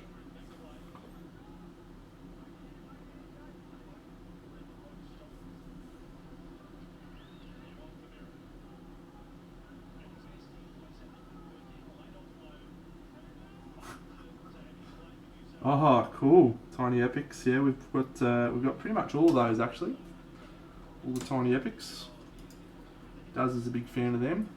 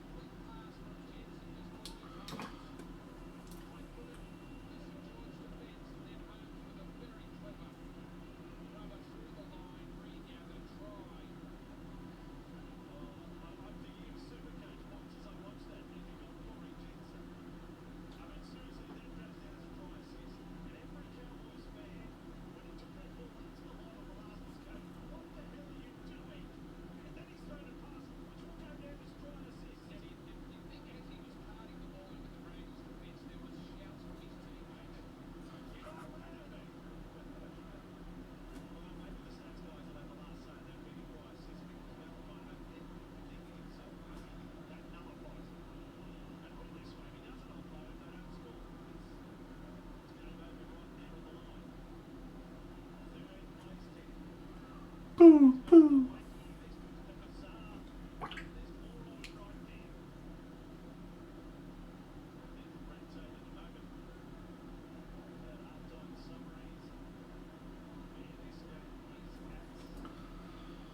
Oh. exhausted today. Absolutely exhausted. That private coaching took it out of me.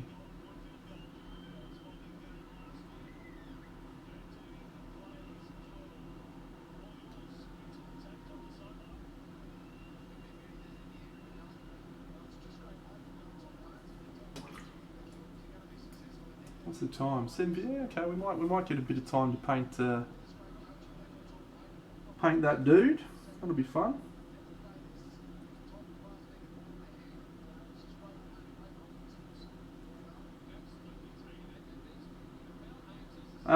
Yeah. So the dude's name is Simon. Really nice dude.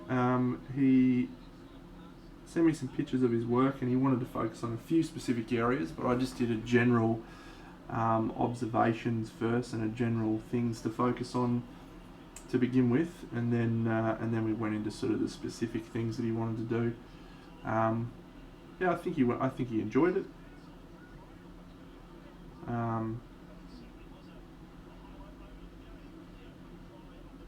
It's always fun for me doing one of those because I'm sitting there, watching someone paint in real time, and I can actually sort of talk to the things. G'day, Nashland. Thanks, mate. Talk to the specific things that I see him going wrong with, which is cool. Get to make some real time changes. How are you, mate?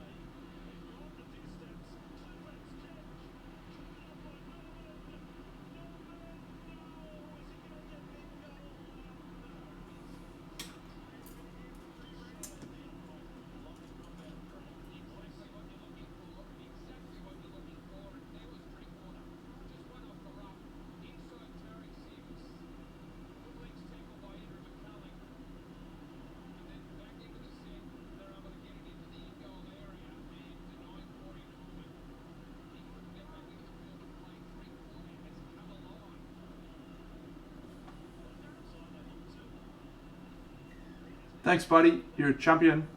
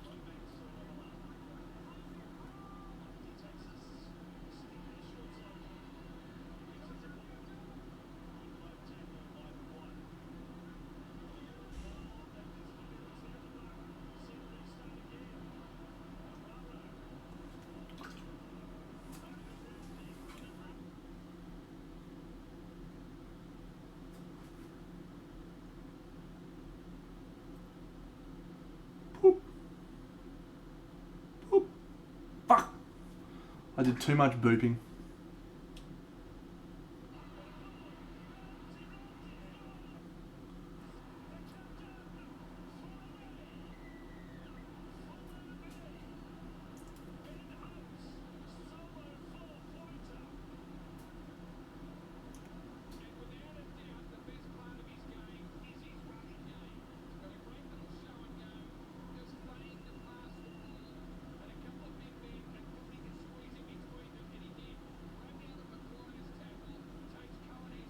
Haha, g'day Fulgrim.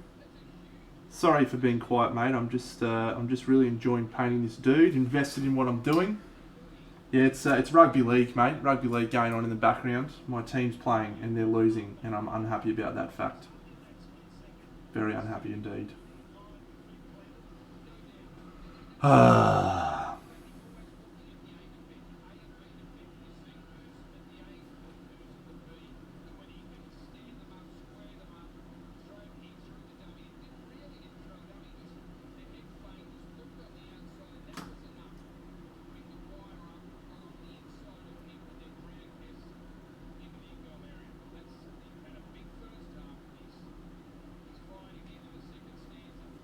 Yeah, that's okay, mate. We can't be crazy fun all the time, you know. We can't always just be hilariously funny all the time, and that's okay. That's okay. I will. I will join you in sadness, Nicky Jaguar. I think you and I are in for a painful season, pal. The 1K party, I went out and tried to buy some party glasses today. I was like, yeah, I'm going to buy some of those big stupid sunglasses and stuff. I couldn't find shit. I couldn't find anything.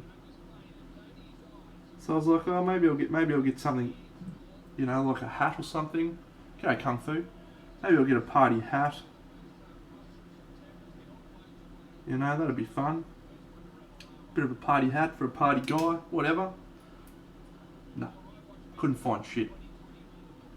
Couldn't find anything that I was like, that evokes me as a human being.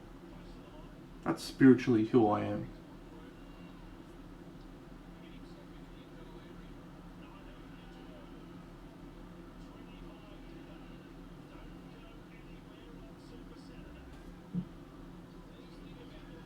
You should fuck that imposter up, mate. Drive to his house, kick the shit out of him. I think you mean 2015, mate. 2015.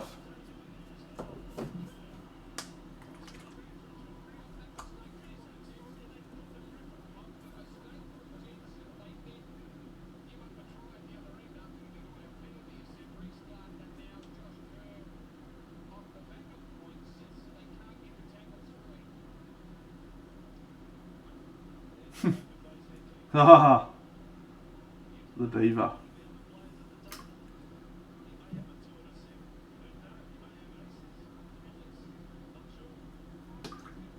Oh, thanks, Fulgrim.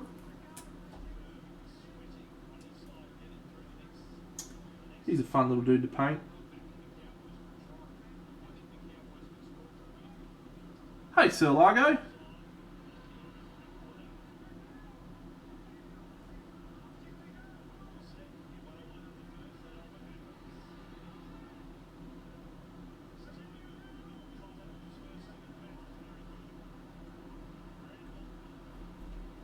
Neshland, yeah, I do some competitions. Let me grab some stuff that I do that it's a little bit more. This is just for fun. This project, I'm just enjoying myself, but I do a bit more serious stuff. So let me grab you some of my serious stuff. You can have a look at that. Stand by.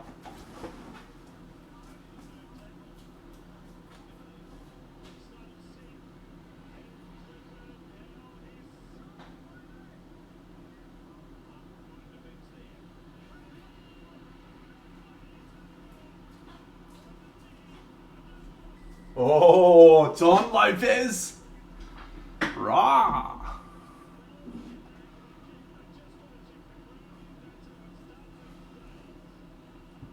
So this is more of the scale that I normally paint. Is this sort of stuff.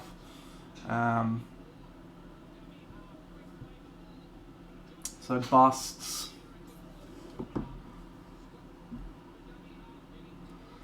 Another bust. Wind Rider.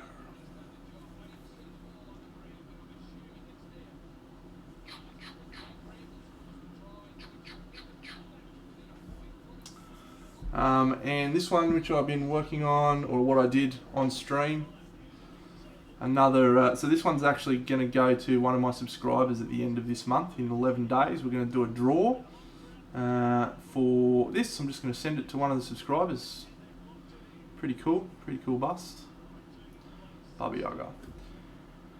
And let me show you a couple of the other bits and bobs that I've done recently, because I also do some pretty big stuff,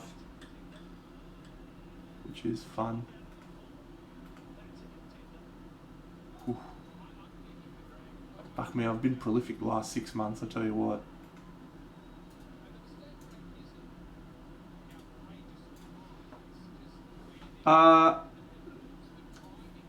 So I'll definitely do them regularly.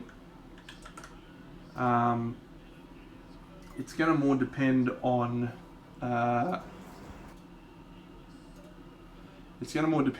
how my other project's going. I've got a really big project that I'm going to be doing, which is going to take up a lot of my time. So depending on how we go, if I have like 5,000 subscribers, then obviously I'll paint up one every month for sure.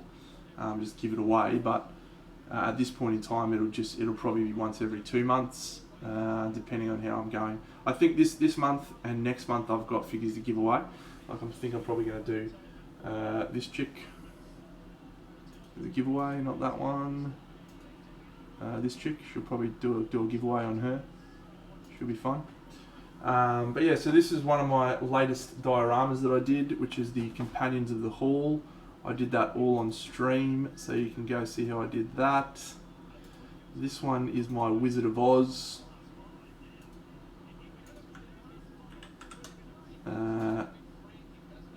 Yeah, that was Icewind Dale. You got it, Fulgrim.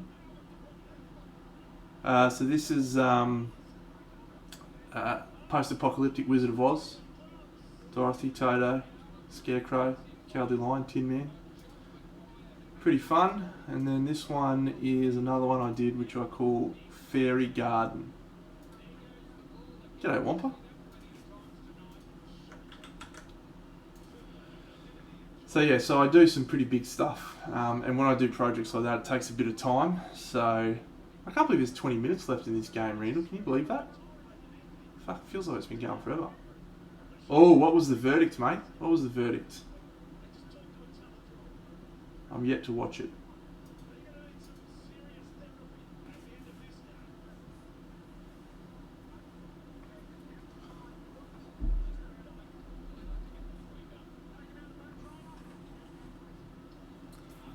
You're not filling me with confidence here, mate. Wasn't a high bar. Oh, thanks, Kung Fu.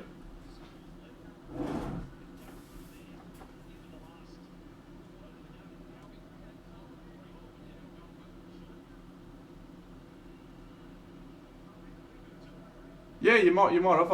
I've got a thing on Putty and Paint profile. I go okay.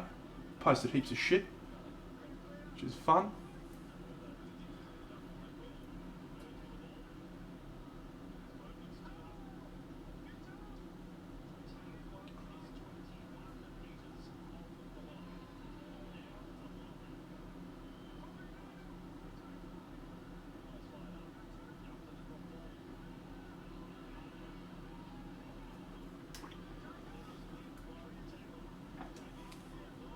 G'day, Valhalla.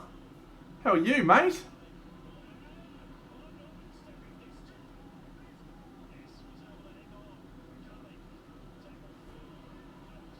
Yeah, I'll probably watch it tomorrow. I tried to start it last night with my girlfriend, and she was like, "We shan't be watching that." Oh, Lomax, you fuck. I'm excellent, Valhalla Painting. Thank you for asking. How are you? What's happening in the world of Valhalla Painting? Fuck you, Lomax.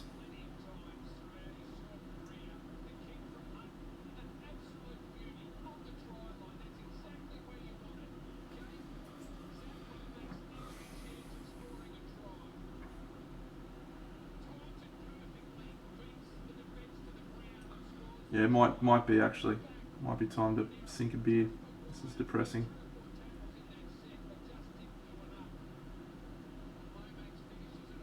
Yeah, no, that's a good call actually.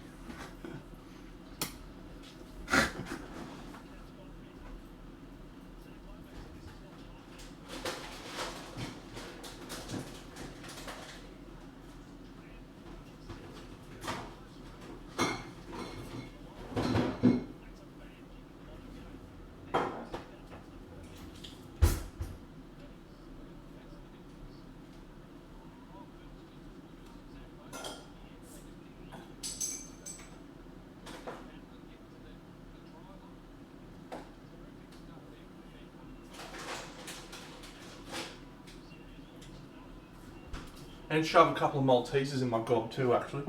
Love the Maltesers.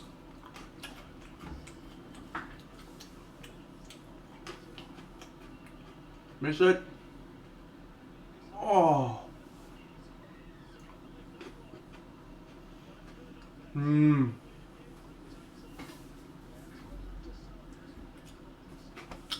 Rugby league, mate, was the game I used to play.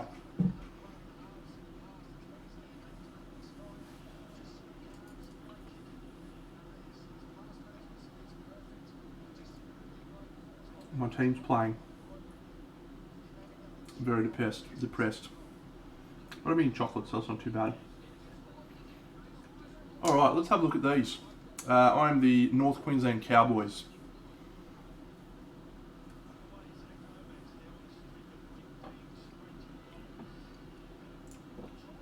How do we feel about these, friends?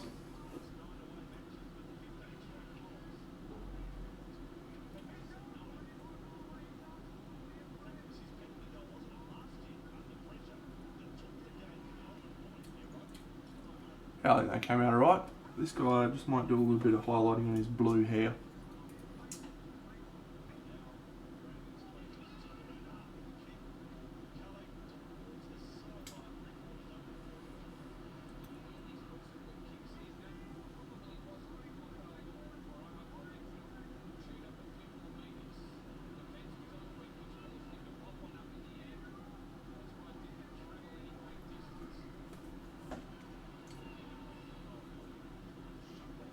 Cool. Yeah, I like them too.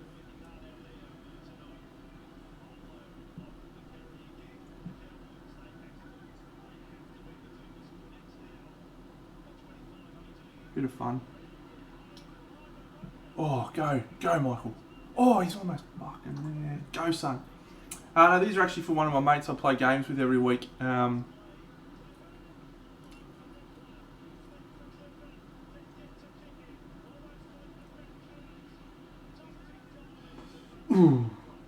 Yeah, his name's Darren. Lovely man. Play games at his house every Tuesday night. He likes Shadespire, so I painted some of these for him. I did some Stormcast for him a while back. Oh, go boys. Yeah, and when he had these models out Tuesday a couple of weeks ago, and I was like, those are fucking awesome. And yeah, I just decided I was going to paint them, so he'll pay me for them. Yeah, it's fucking rough, man. It is not. On occasion, it does poke the models I'm painting, Prince Curly, but generally I get by. I'm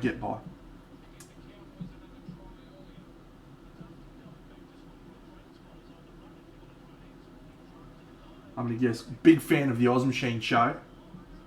Welcome to the stream.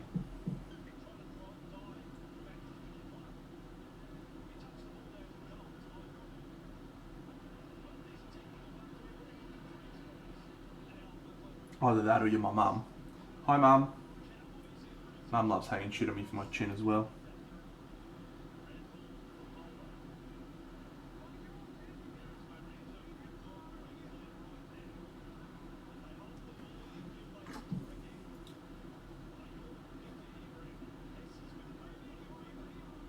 Come on, boys.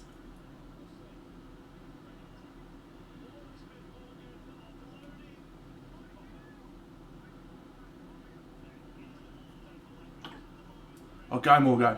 Oh.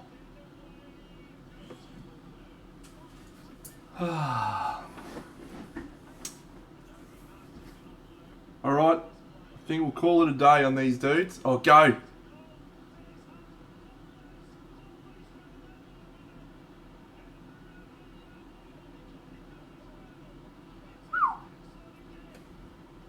Excellent. Yeah, Lomax is carving us up. So this is what I painted today. This little walrus man from Aradia Miniatures.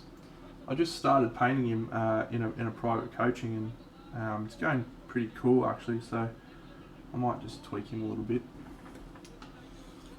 finish him off maybe. See how we go. Come on, boys.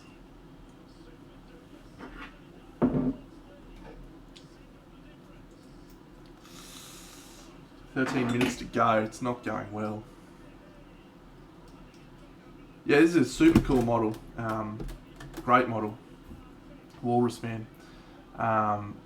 He's got these hands. These hands as well, obviously. But yeah, these hands are fucking legit. Aradia Miniatures, this guy.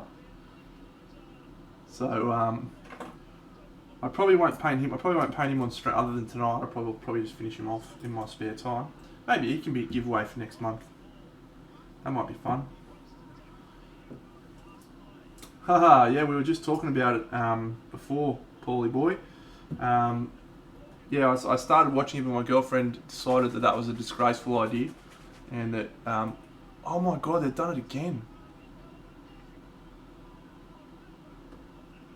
Oh.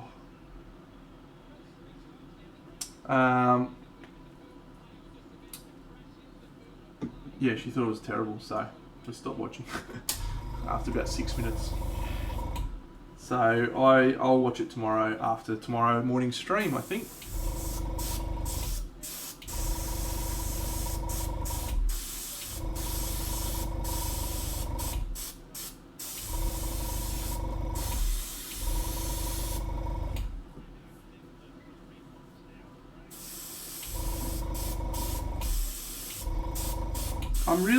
I'm really so confused by the whole premise of the Snyder Cut. It's like,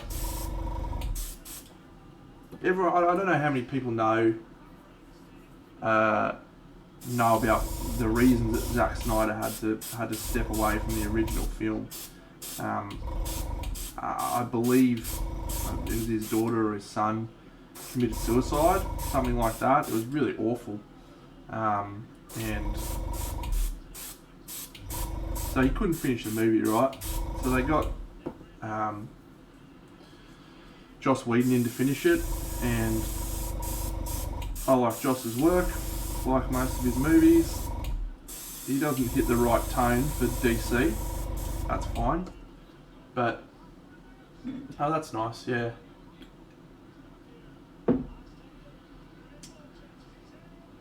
I'm just not confident that the way that he ended up making his version of the movie, like I don't know, something about it just feels a bit weird. It's like, mate, the movie got released. It was the majority of what you filmed, so I don't know. I'm looking forward to watching it actually. Looking forward to watching it.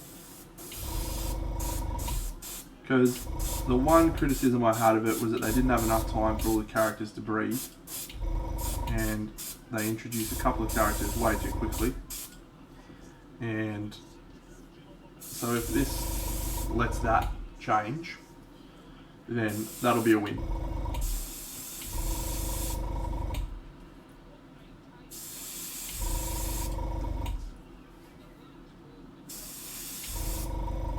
Yeah, cool. Look forward to watching it.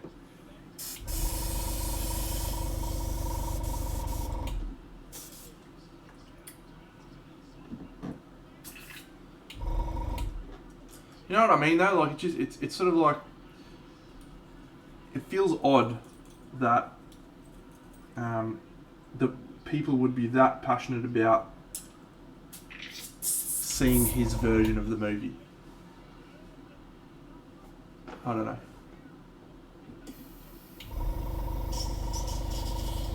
Oh, nice kick. Go!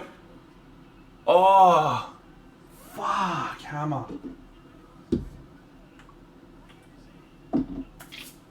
Fuck. Did you see that, Lopez? Hammerslide should have just backed himself. Fuck.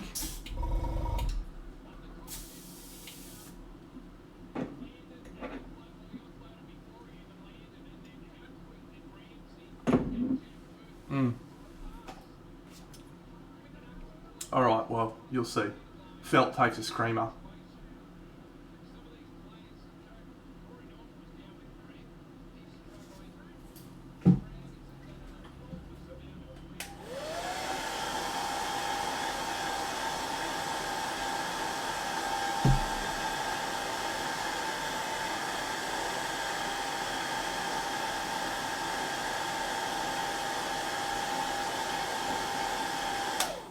Alright, calling it a day on these bad boys.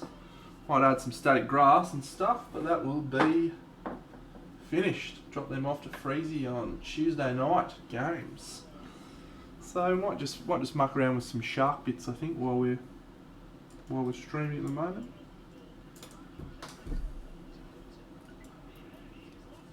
Oh, come on, boys. What colours do we want to play with here?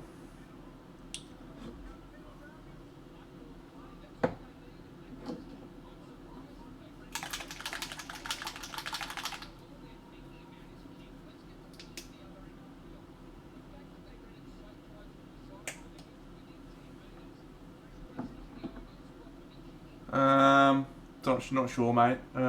7 minutes 56.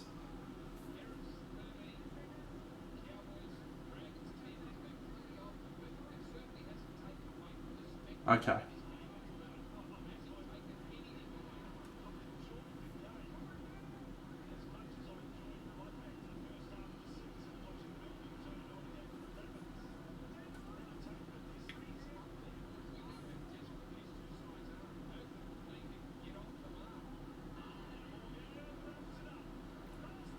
Go, Felty. Oh.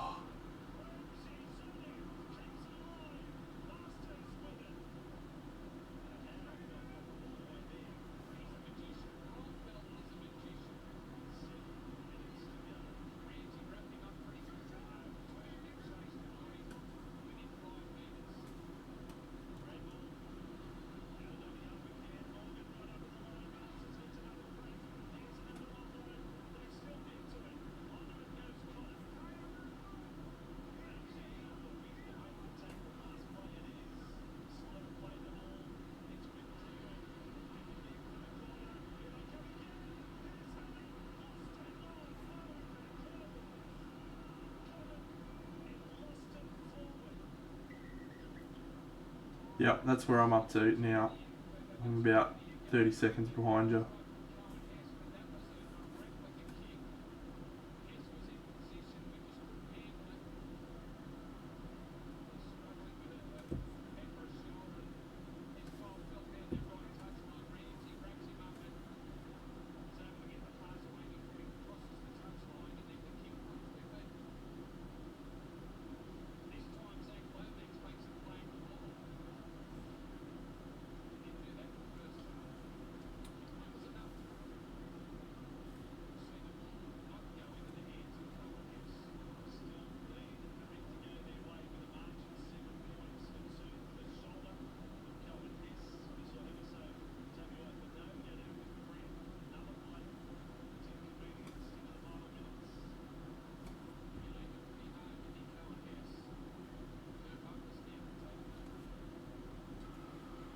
Oh, Kung Fu. I didn't stop talking about that tonight. I was fucking frothing. The first 10 minutes of that show is unreal. I'm not a Falcon fan. Like, as a character, I find him to be one of the most boring. And fuck me, I'm all about Falcon at the moment. Jazzed. jazzed for next week. I even tweeted about it, I was that excited.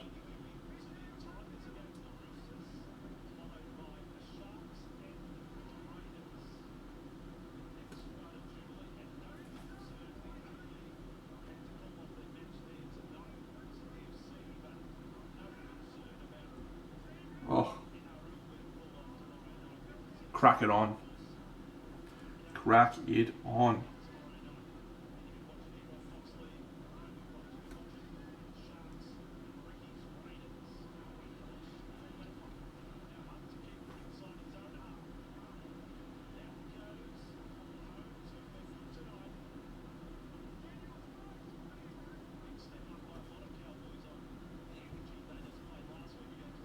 Yeah, any of you watch Altered Carbon that was on Netflix? Still on Netflix, I suppose. He was in season 2 of that. I haven't actually watched season 2. Watched season 1 and thought it was awesome. And season 2 is just on that list of things I'll watch at some point when I decide I'd like to watch TV instead of paint soldiers. Do they not renew after season 2?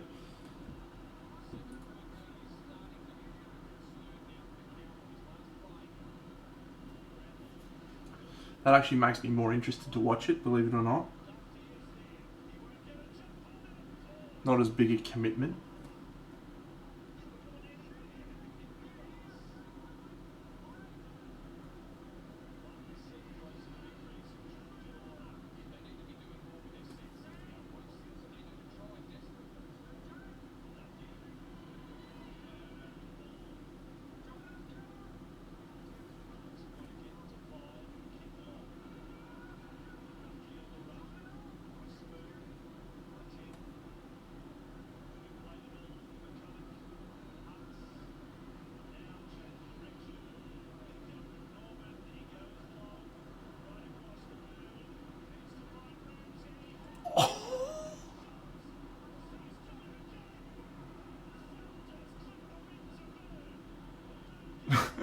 How's that shot, Lopez? Go, Val.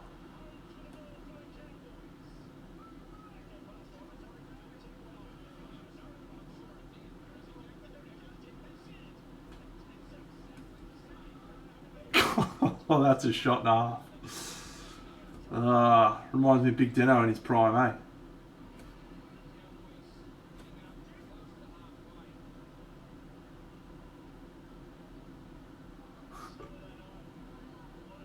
He wouldn't have got up if I hit him though. Oh, thanks, Painkiller. You're a great man, or woman, or other. Well done, you.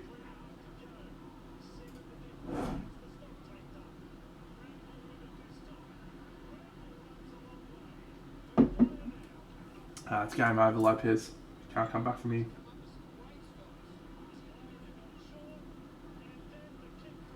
I finished the Underworld Elf. Finished them, Topolis. Mr. 4am. There you go. Here's one of them. Poo! Poo poo poo poo poo!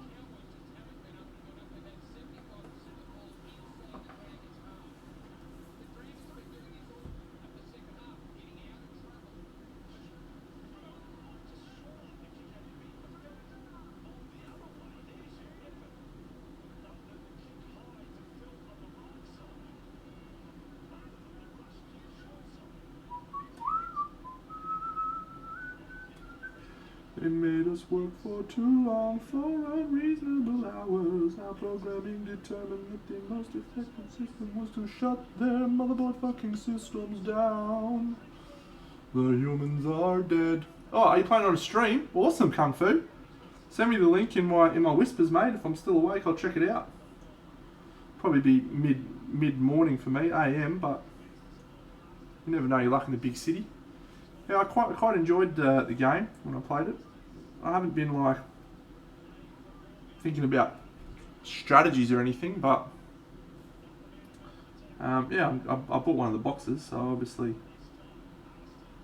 appreciated it enough. Oh, chopped in half.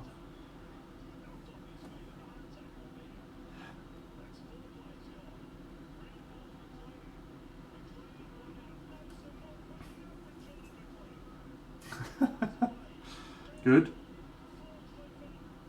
Is he a big fan of the show, is he? Or no doubt he is.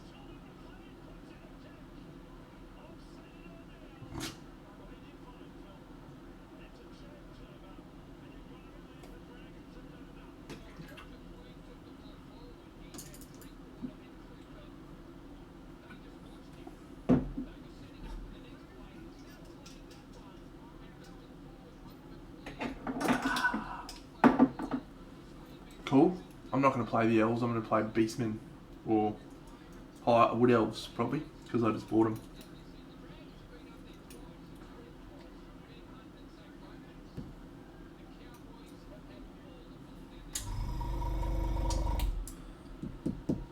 Once again, without emotion, the humans are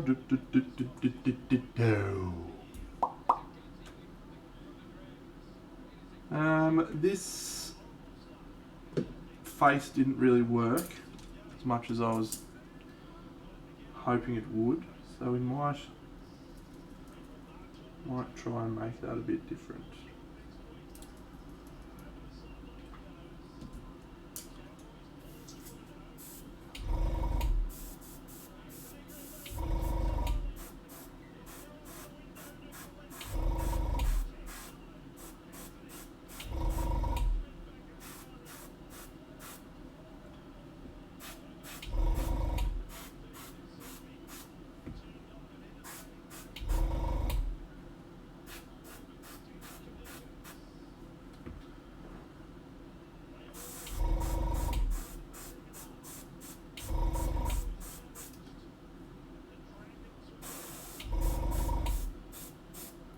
Oh, and 2 Lopez, both of us, mate. Good start to the season.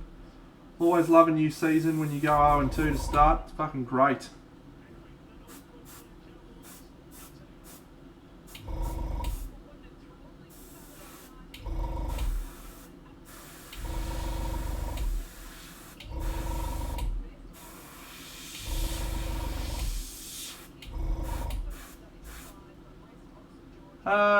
It's a dark sea blue and signal blue, dark blues, desaturated blues. I just wanted this colour to be less warm, and now I'm going to add some greys into it.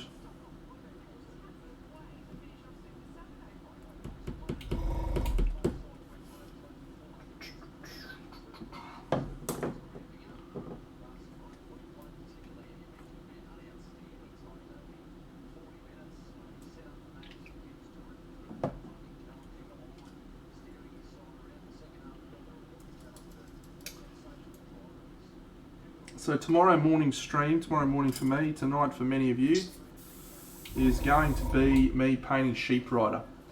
And it is an exciting model for me to paint because I have a plan.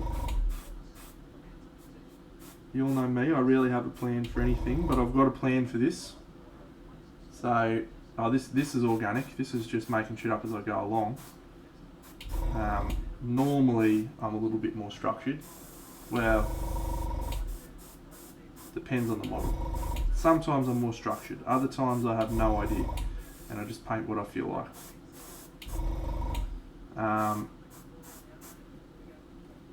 So the CFAs, the Sheep Rider I've got a plan for.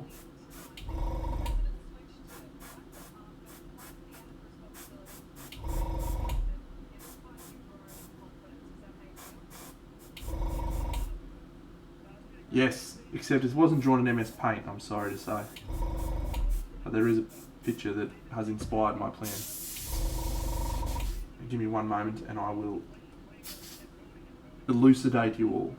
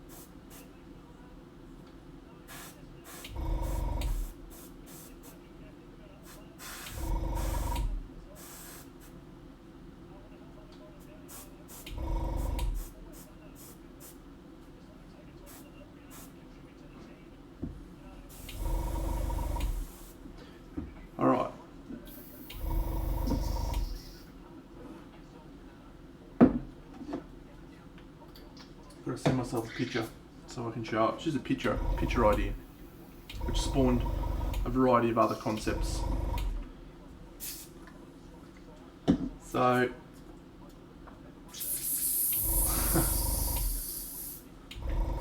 all those stats, Wampa, mean absolute jack shit if you can't score tries, can't get touchdowns, the thing that actually puts points on the board. Alright, send myself this photo.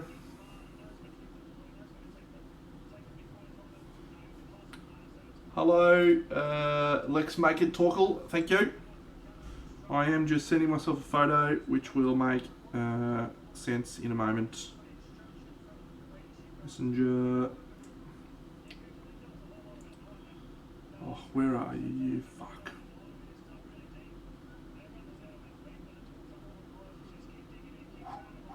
There you are. G'day.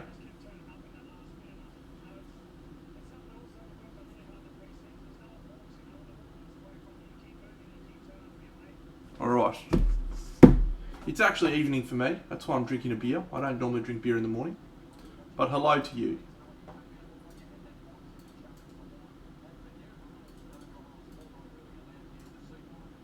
Alright, here we go.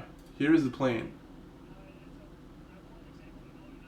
Possession is very important, yes. It's quite an interesting game to watch. This is my plan. This is the only thing I came up with for this dwarf dude. The only thing that inspired me. So here's the dwarf guy, just for that. So everyone sees this model and they think, thank you, mate. I'll show you a couple of other models in a second, but yeah, stand by. Here's another one of mine that I painted. So everyone paints this dwarf with very happy colours. A lot of Lucas's models are really happy looking. This guy's pretty grim when you look at his face, but everyone's painted him in quite happy colours. But that model, that picture, I just thought, oh, that'd be pretty cool if I could do face paint on the dwarf like that. It's kind of like a duergar with the ashy skin, but not quite ashy. And so then I started thinking, well, how could I make that interesting? So what I'm going to do is I'm going to have, it's going to be called Black Sheep. And I'm going to basically stick in black and white, except for the skin tone and the beard, and see how I can sell that. It'll be a challenge for me because I want to still have enough contrast and a lot of variety of textures and values, but I want to basically stick in black and white and see how I can work with that. So that's the plan. May evolve from there. I may add some more colours in there, but I want to do some patterns on the shirt. Yeah, might do zebra or something fur on this.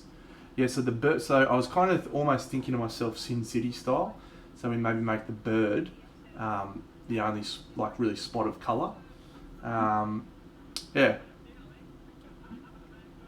So there'll be some colour in there, right? But it won't be the same sort of level of saturation as you normally see from my work. We'll try and keep it very, very simple colours and really try and ramp up my level of painting. Because I haven't done... yeah, I saw that. Wasn't the inspiration. Let me show you if I can find it. So the guy who I did my painting class with long time ago, Raphael Pica, let's see if it's on here. He did a black and white version of Papa Jumbo, and I remember looking at it thinking, fuck yeah, this is awesome, when I was at the studio. Because what he'd done was paint the bust with a variety of textures and colours. I'm sure he did it. I'm sure he's done it.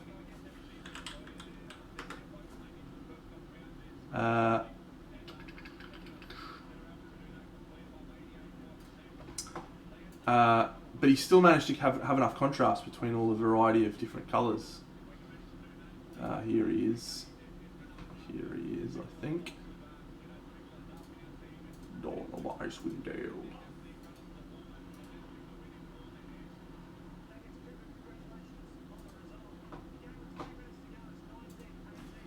So he managed to create an interesting model. Yeah, there it is. With contrast in black and white. And when you see this picture, you'll be like, oh, it's a grayscale picture. It is not. It is actually painted in black and white. So, I'm not trying to do that. Firstly, because I don't think I can. But I'm not trying to do that. I want there to be colour. I want the skin to be a skin tone. You know, I want there to be some colour in there. But I want it to feel like it's a black and white, like it's a Georgia Underground, you know, something like that sort of vibe. And we'll see how we go. Yeah, should be interesting. So yeah, hold me accountable for this plan, because I sometimes when stuff goes badly early on, I'll just be like, fuck it, I'm just gonna paint it normal. But I want to try and replicate this contrast paints. I want to try and replicate this pattern here on the shirt a bit somehow. We'll see. Oh man, I always try and challenge myself, even if I'm not actively sort of talking about it. Everything I do, you know, painting wise, I try and just do one thing differently, one thing that I haven't done before. G'day, Brian V Guitar.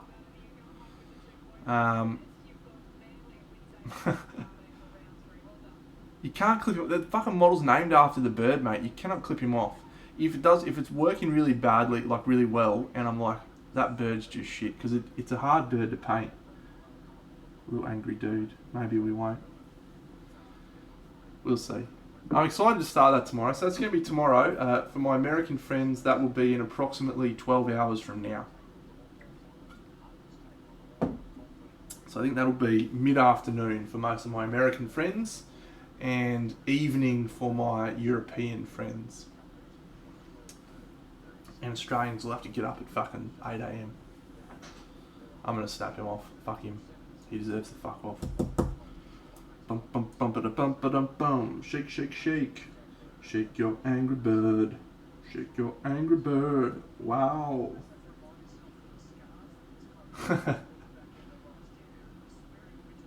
Yeah, I'm not going to make any rash decisions now, but I'm not happy about that performance.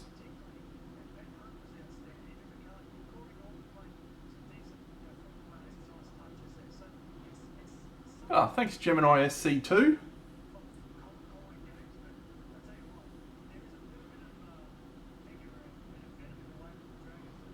Thanks Trousman.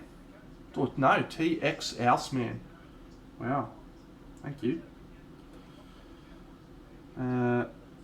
For those new friends who've just joined, I'll show you what I painted tonight. I know my stream says painting Elves from Underworlds, and this is not that.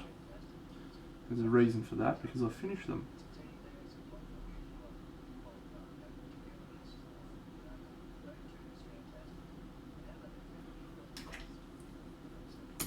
So here they are.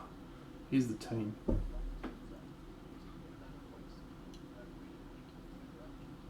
Sword chick. Hiya. Hiya.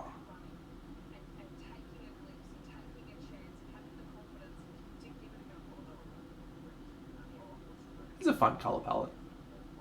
I like it. I like it a lot.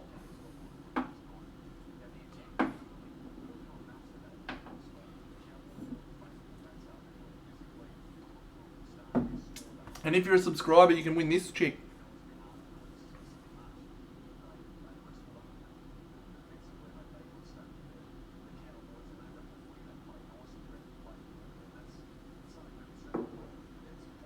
And maybe you can win this guy. No, you can't win this guy. He's already sold.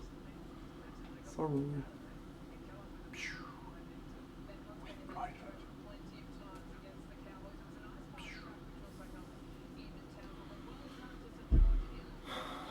St George. Fuck 'em.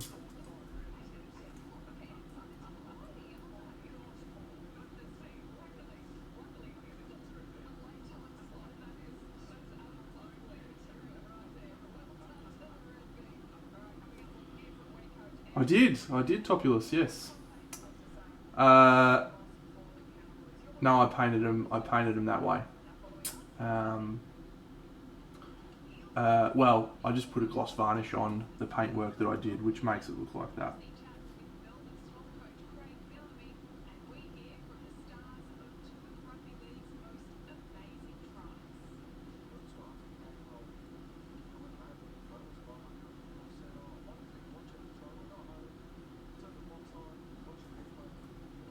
Yeah, they're super cool.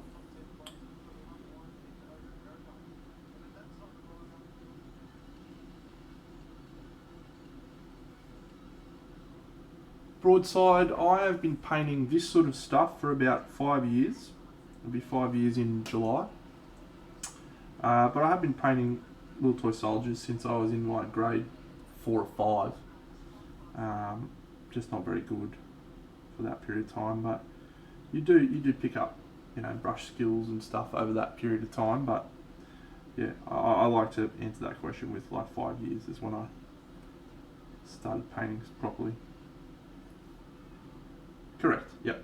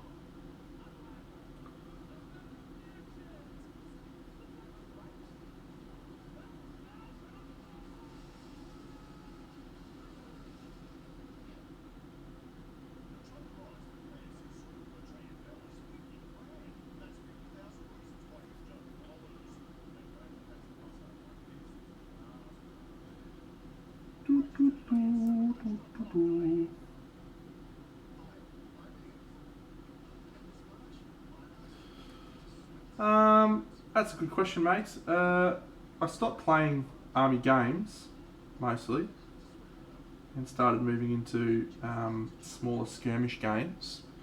And so I was painting a lot of like small warbands for games like Guild Ball and Necromunda and stuff like that. And I decided that I would try and paint some of them as good as I could. I hadn't painted like seriously for a while. And so yeah, I started doing a little Guild Ball commission where I was just painting up Guild Ball teams. And I did some pretty fun teams actually. Might see if I can find you one. I did 2 teams that were really cool. And yeah, so I actually took those down to Crystal Dragon, which is a painting competition in Canberra at CanCon. Transdenison Morticians.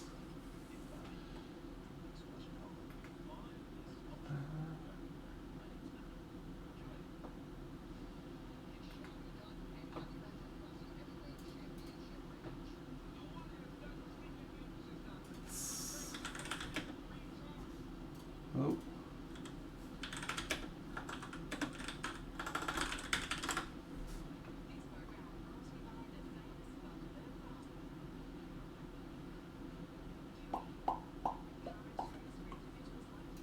Yes. Found him. This was fun. It's a fun little team. So I did like lighting effects on the morticians. So they all had lanterns and stuff. And they had full glow on all the models. It was pretty fun actually. Did a cool team. Yeah, so I entered my fisherman team in Crystal Dragon, and they were at the time I felt like they were about as good as I could paint. Let's see if I've got a picture of them. I was really chuffed with like the standards that I painted them to. But I got nothing. I got no award. I got absolutely nothing.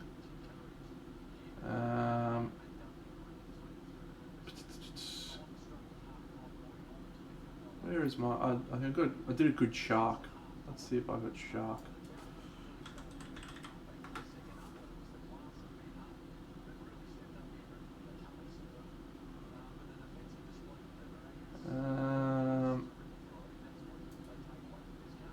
There we go.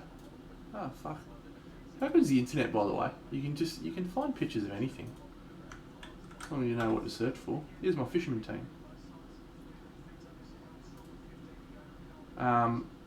If you zoom in real close, you can see I did some patterns on them. I did like tattoos and stuff. So that was like, at the time I felt like that was the best I could paint. And so I got nothing, and I was like a bit disappointed by that. And so I went and took a class with Meg Maples, who was doing classes at the time around Australia, and I took all my Guild Ball teams, and I was like, yeah, fucking how good am I? And she was like, they're fine. What she actually meant was, yeah, they're not very good. And during that class, I actually really had some big breakthrough moments where I learnt a lot of stuff, changed the way I thought about painting, and I actually moved into display models like that week.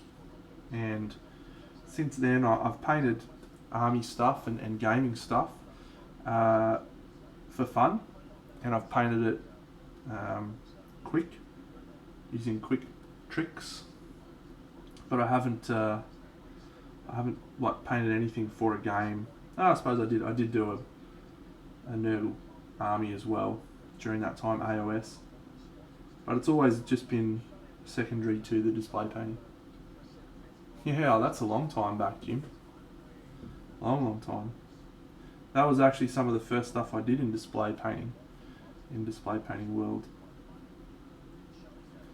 Yeah, so there you go. So that's sort of what drove me into painting this stuff. Yeah. I think what happened was I just realised that I really enjoyed painting, and it was a relaxing pastime, and yet I made it less relaxing by always doing stressful things. And so I thought, you know what, I'm just going to paint some stuff just for fun and enjoy it. And I did. And I've just continued doing that for the last however many years, 5 years, because it's fun.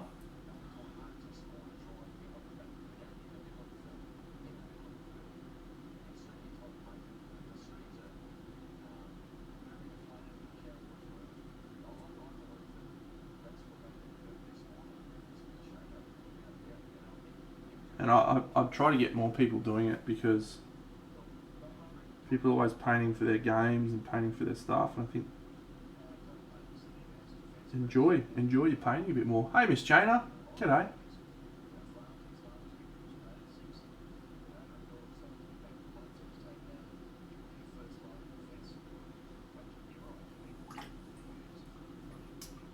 Yeah, lockdown's been fine for me. I was pretty productive before it, so you can imagine how things went for me with lockdown. Paint all the models.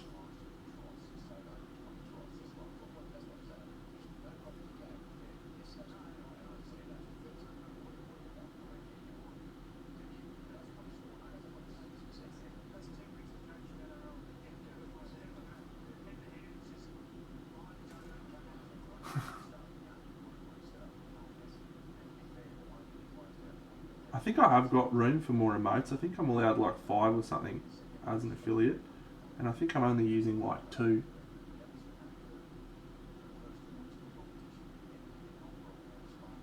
I go and watch like Flickstream, and he does all these crazy things with like animated pictures, and people make songs sing and stuff. And I feel very inadequate about my stream because I've got some emotes and some flashy pictures that I downloaded from the internet. But hey, guy can't paint for shit compared to me. We do need the spider on, you're right.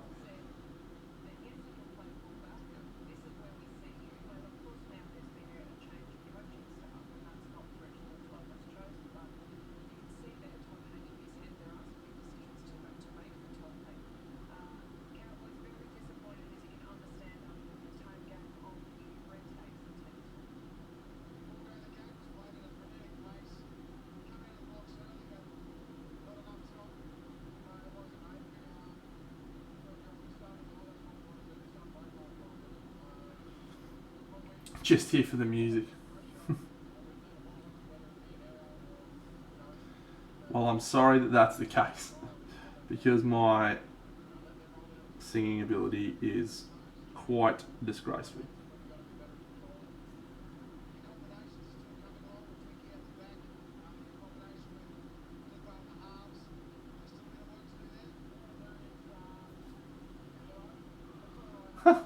Yeah, I don't think we've had a single song tonight, have we? Can't recall one. Oh, I do have fun, that is a fact.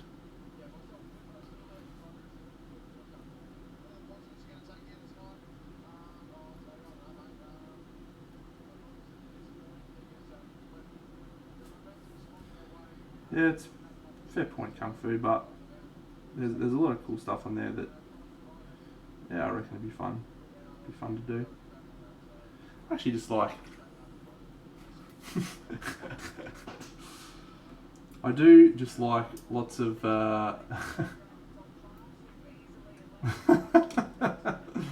Good call, Opa Canova.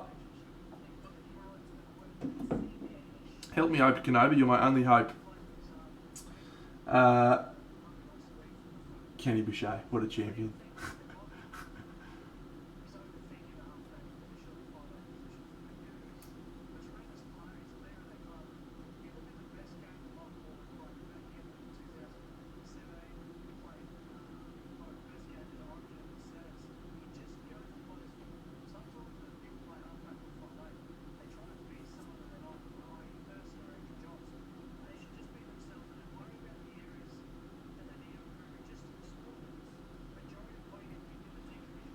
No, it's yeah, I agree.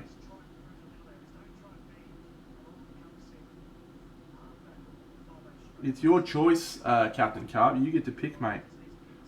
If you want to spend points, you get to damn well decide what I sing. Assuming I know it.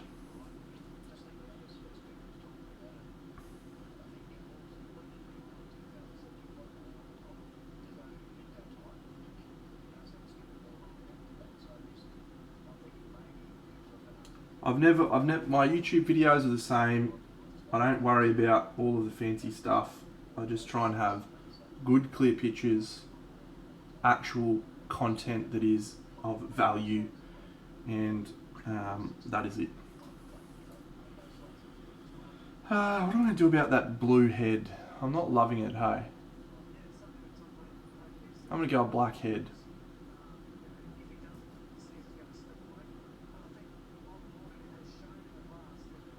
And then we'll do grey mustachio.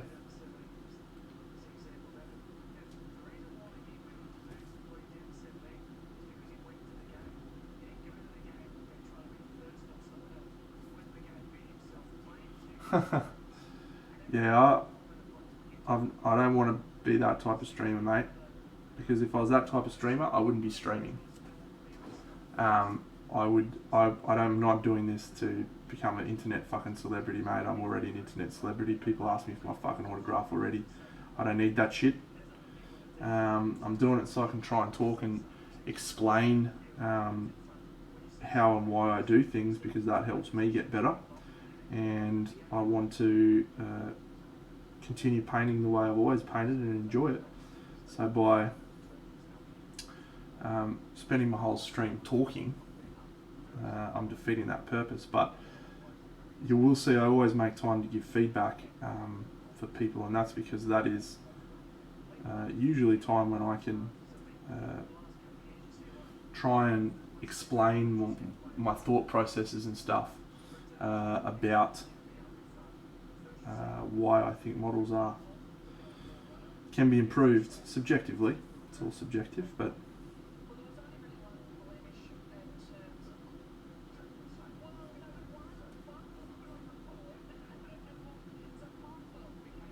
thank you, mate. I'm glad that you feel that way.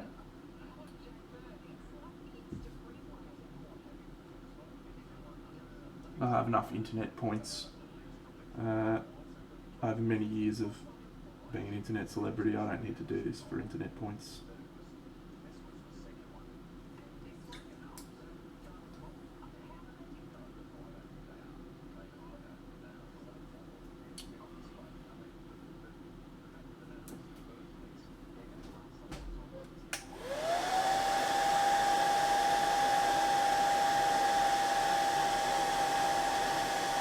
O'clock. Finishing up soon, friends.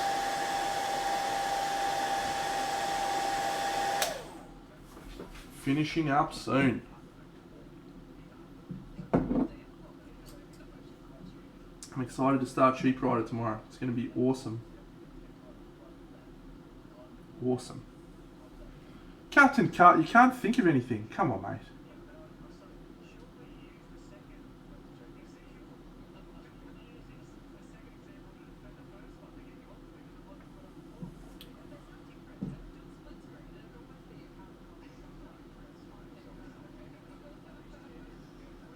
Ask before you spend your points, mate. If you're going to spend your points, ask so you can find out if I know the song or not.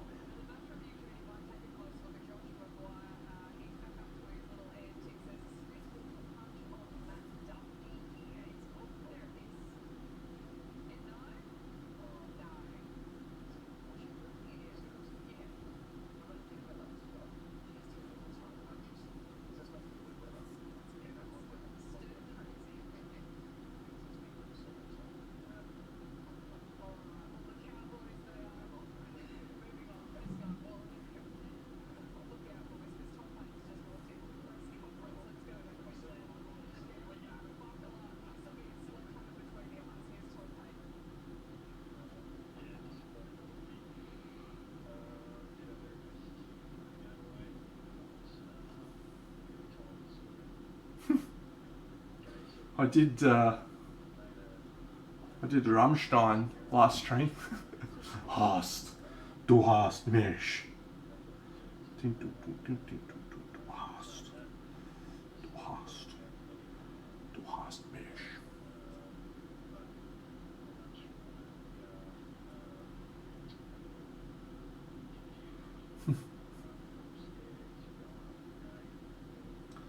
Don't think I've done the Beatles.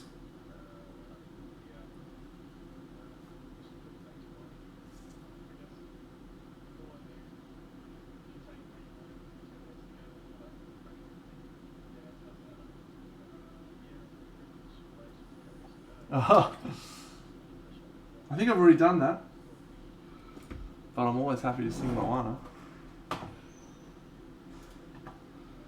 Just gonna look up a Beatles song.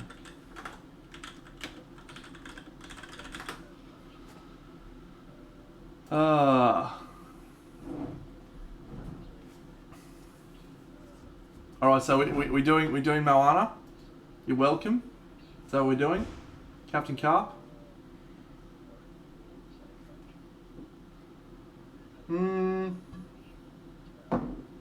Wales and England. Wales by plenty. Upset. And England in a tight one. I see what's happening, yeah. You're face to face with greatness and it's strange. You don't even know how you feel. It's adorable. Well, it's nice to see that humans never change. Open your eyes, let's begin. Yes, it's really me, it's Maui, breathe it in. I know it's a lot, the hair, the bard, when you're staring at a demigod. What can I say except you're welcome for the wonderful world you know. Hey, it's okay, you're welcome. There you go, Mrs. Carp. Some of my best work. What has two thumbs and pulled up the sky? This guy.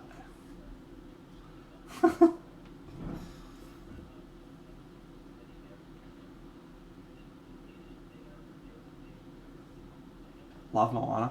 Oh, thank you. Thank you.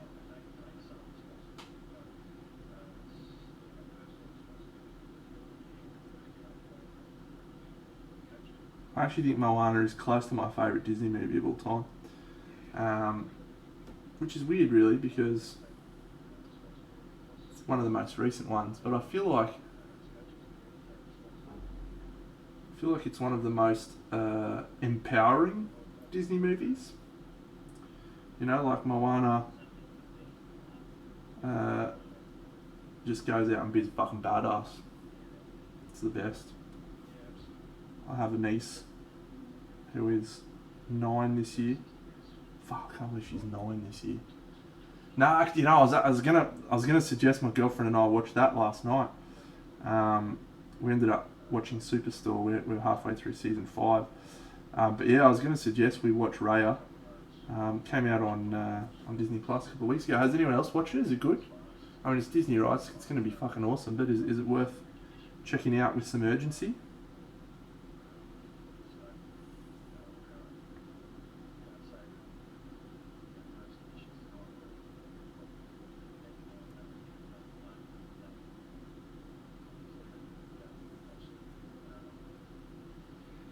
Cool. One of the strongest recommendations I've ever read. Topulus. Fantastic. I liked it quite a bit.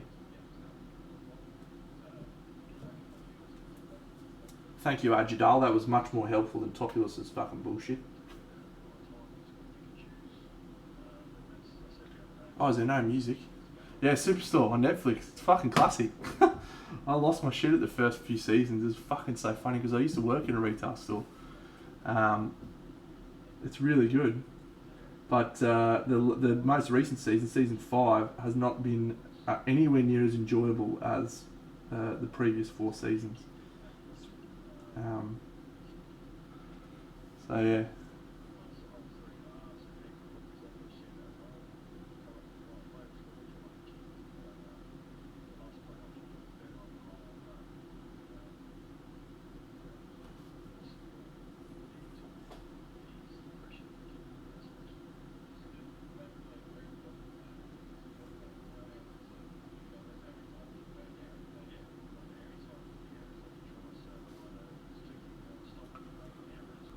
Oh, thanks, Wampa.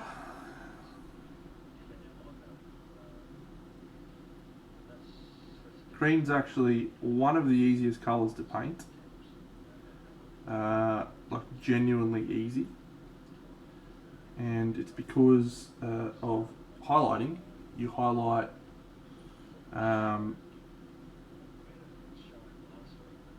with yellow. And because yellow is a part of green, in the way that it's mixed, it just makes the green look more intense. Really, really easy. Whereas other colours you can't highlight with yellow because it changes the colour, it makes it look orange or whatever. Yeah, just works a treat. So, yeah, I'm not enjoying season 5 at all. Particularly Amy's character. She's just gotten really fucking stupid, and like she's been fucking awesome throughout the whole thing, and now all of a sudden she's just making really dumb decisions. It doesn't feel like great writing. But yeah, we'll see where the season goes. In seasons 1 to 3, 1 to 4, Dina was my favourite character. Like she just the Dwight Schrute of Superstore. But that was a bit dumb. But recently, I always loved Cheyenne, but fuck me, her latest season arcs is so good. I think it was NBC. Yeah, it's on Netflix and it's also on Binge in Australia if you've got Binge, which is good.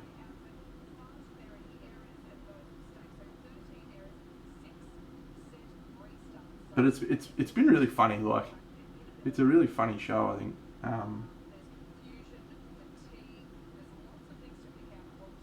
Some of the things I've laughed the most at have just been they do little cuts because it's set in a department store, and they just do little cuts where they show customers doing shit, and it's the Halloween outfits. Dina, one of your best. Yeah, they do all these cuts of like customers just sitting there like picking their nose and putting it on products, or you know, cutting their toenails in products, or taking a shit on toilets that are on display, and just dumb shit like that customers actually do. And yeah, it just every time it happens, it cracks me up. Absolutely cracks me up.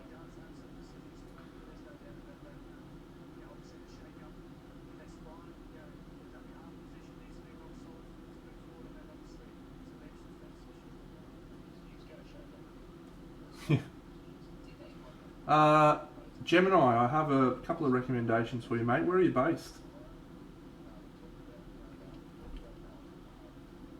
Yeah, that's it's got the chick from Downton Abbey in it, Michelle Dockery. Started watching it. Wasn't grabbed in the first episode.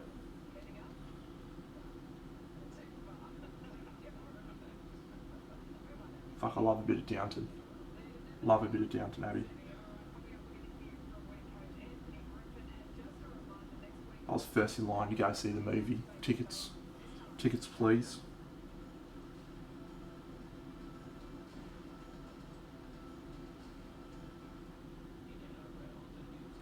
When the Downton music started playing. Bum, bum, bum, bum, bum, bum, bum, bum. Do, do. Fuck, I lost it and I was like, yeah, this is the best.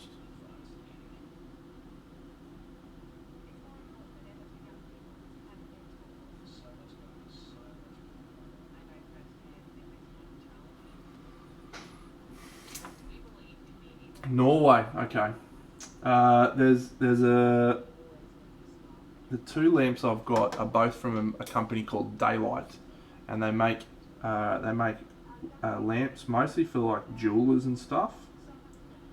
So the one that I've got is called a Tasklight Lumi, and it is they do sell online. I bought my first one from a company in Australia called Mechatronics, but I'm sure if you looked up Daylight Lumi, you'd probably be able to find a manufacturer somewhere near you, I would imagine.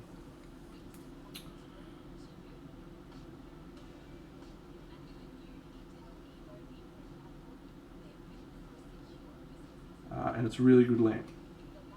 I have two of them. There you go. Thanks, Wampa. One of your best.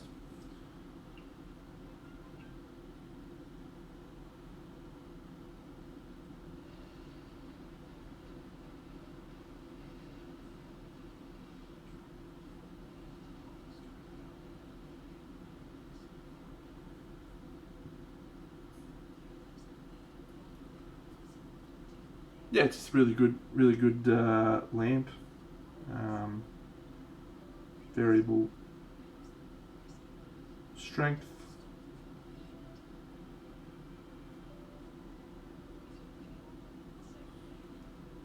No, they're finished. They're finished freezing. I'm glad you're on, mate. I'll show you the models you're about to pay me for.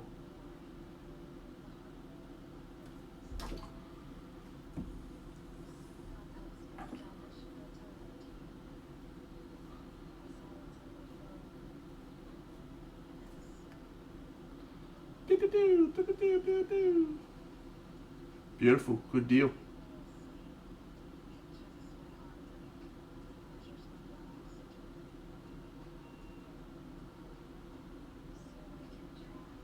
Um, okay, I'll do my best next time. Get some more NML in there. See if you can get Gertie's opinion, will you? I can value that guy's opinion very much.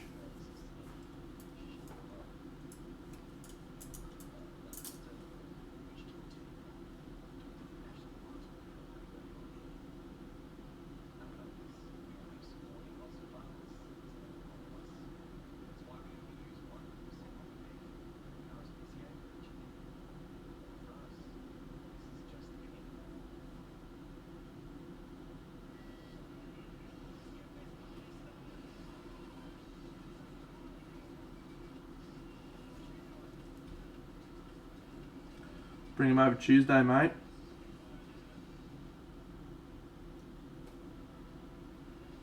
What are we playing Tuesday? Did we decide?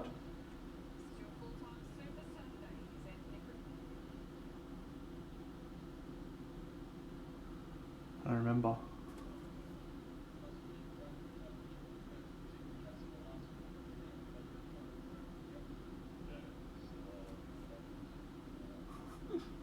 G-string, thanks.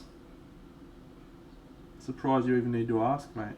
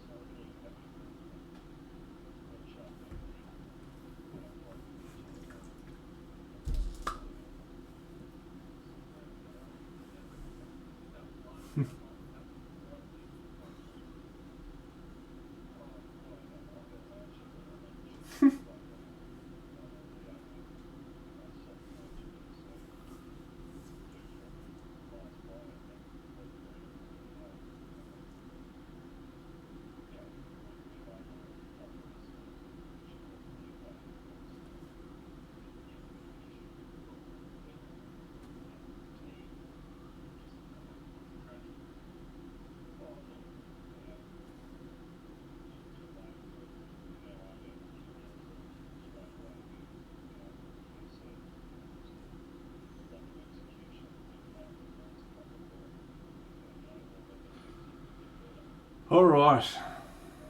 Alrighty. I think we will call it a day for today's stream, friendos.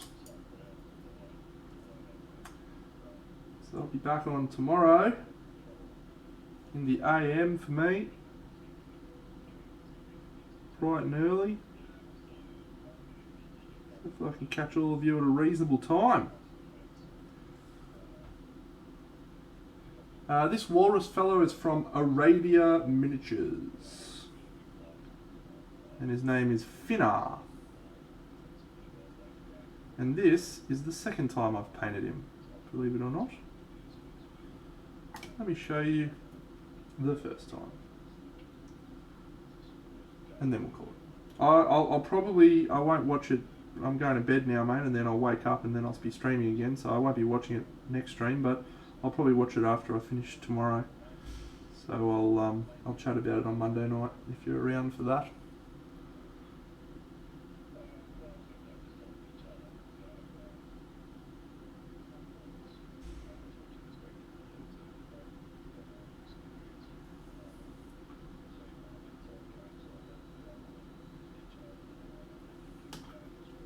Alright, let me show you my other version of this I did, because I actually really love it.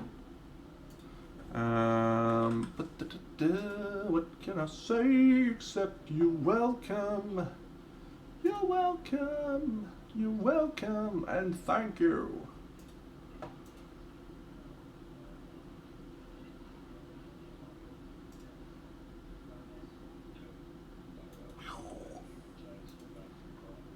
Oh. Topulus, you are a crazy guy, man, I'm telling you. Here is Finnar.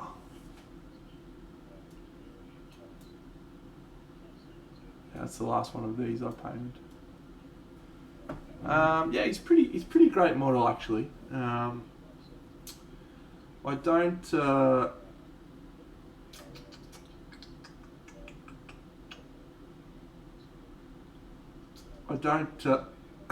did that during Craft World Studios class. So yeah, it was good fun. So yeah, it's sort of nice to try and reinterpret this guy in a different way. And yeah, trying to do some different stuff. So it's good fun. Alright, friendos. Raid! Party stream! Party stream! Yeah, we had 1,000 followers yesterday, friends, so thanks for that. You guys are all awesome. I'm excited to give away some models for people. That's great. I will. I've done my best. I've done some good work recently. I've picked some good ones. Let's go have a bo peep at who's on right now. Who we got? Browse. Miniature figures. Oh, Big Deno's on. Mini Den's on. He's great. I haven't raided him for a while, so we'll keep that in the back pocket. Not a fan of Mohawk miniatures. Well, I'm a fan of him, but I'm just not a fan of Space Marines. He's always fucking painting Space Marines. The fuck Space Marines and Necrons. That all sucks. Egoloff, Star Wars Imperial Assault. Yeah. Oh, this guy's in Spanish. I wonder if he's also going to do English. Oh, because he's fucking awesome. His name is Jesus Gomez. He's a great painter. He hasn't got English in his thing, which is a shame, because he's great. Great painter. I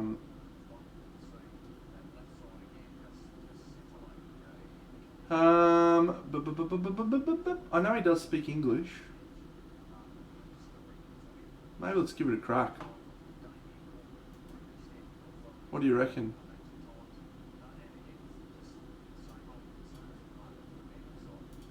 Looks like he's just started. Thanks, War Machine. Thanks, Captain Carp. Thanks, Opena Kanava. JG.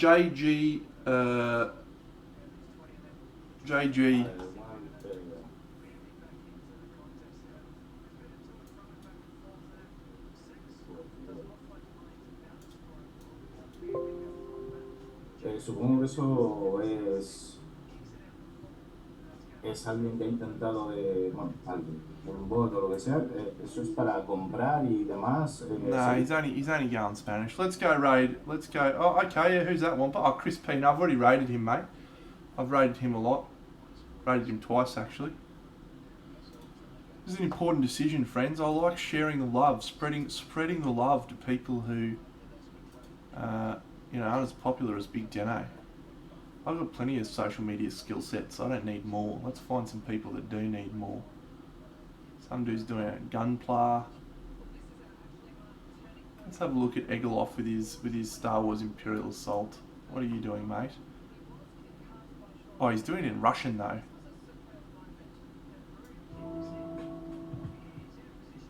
Oh, that looks like torture. Not him. He's painting a model that's fucking tiny.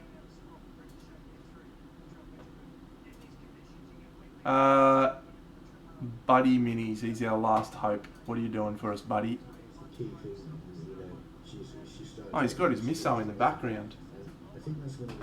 Let's raid him so his misso can be like, what's going on? But they play a key role. We work as a team. We're part of that team. Let's go, friends! Raid! Party stream! Party stream! It's painting a little lizard man guy. You're all awesome, friends. Let's raid! Sorry. Snack Prince has just said, gotta say, I'm pretty into fitness. Fit this whole pizza into my mouth. That's my sort of. Hey, Big Deno. Oh wow, Deno. Thank you. Yeah. I don't know what to say, Deno. I'm amazed that you even noticed me there. How's your stream gone, Deno? Oh, I'm still in shock there. Unbelievable. Wow, welcome. Yeah. I'm Daddy. Buddy's downstairs. Jeff. Oh no. Don't know, my daughter's normally on it, that's why we have that sort of stuff. I've got. Yeah, I'm just doing. I'm doing contrast at the moment. So that's why. You're killing me. Well, you got to remember, Dodo. I'm not your quality, so I'm sorry. I do apologise. This is like my first start collecting box.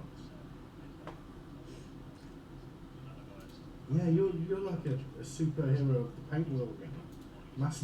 Master streamer up there. People love your stuff, and you can just give me abuse. But yeah, this is what I do. What have you been working on then? I can't remember the last thing I saw you do. What were you doing last time I saw you? I can't even remember. No, it was before that. Is that what you've done today? Cool. Yeah, post what you want on here, Dano. Yeah, wow, that's it, yeah, that's me. But yeah, this is kind of what I'm into. So pretty new back to hobby. I'll get you the stuff I've been working on. I've got some links.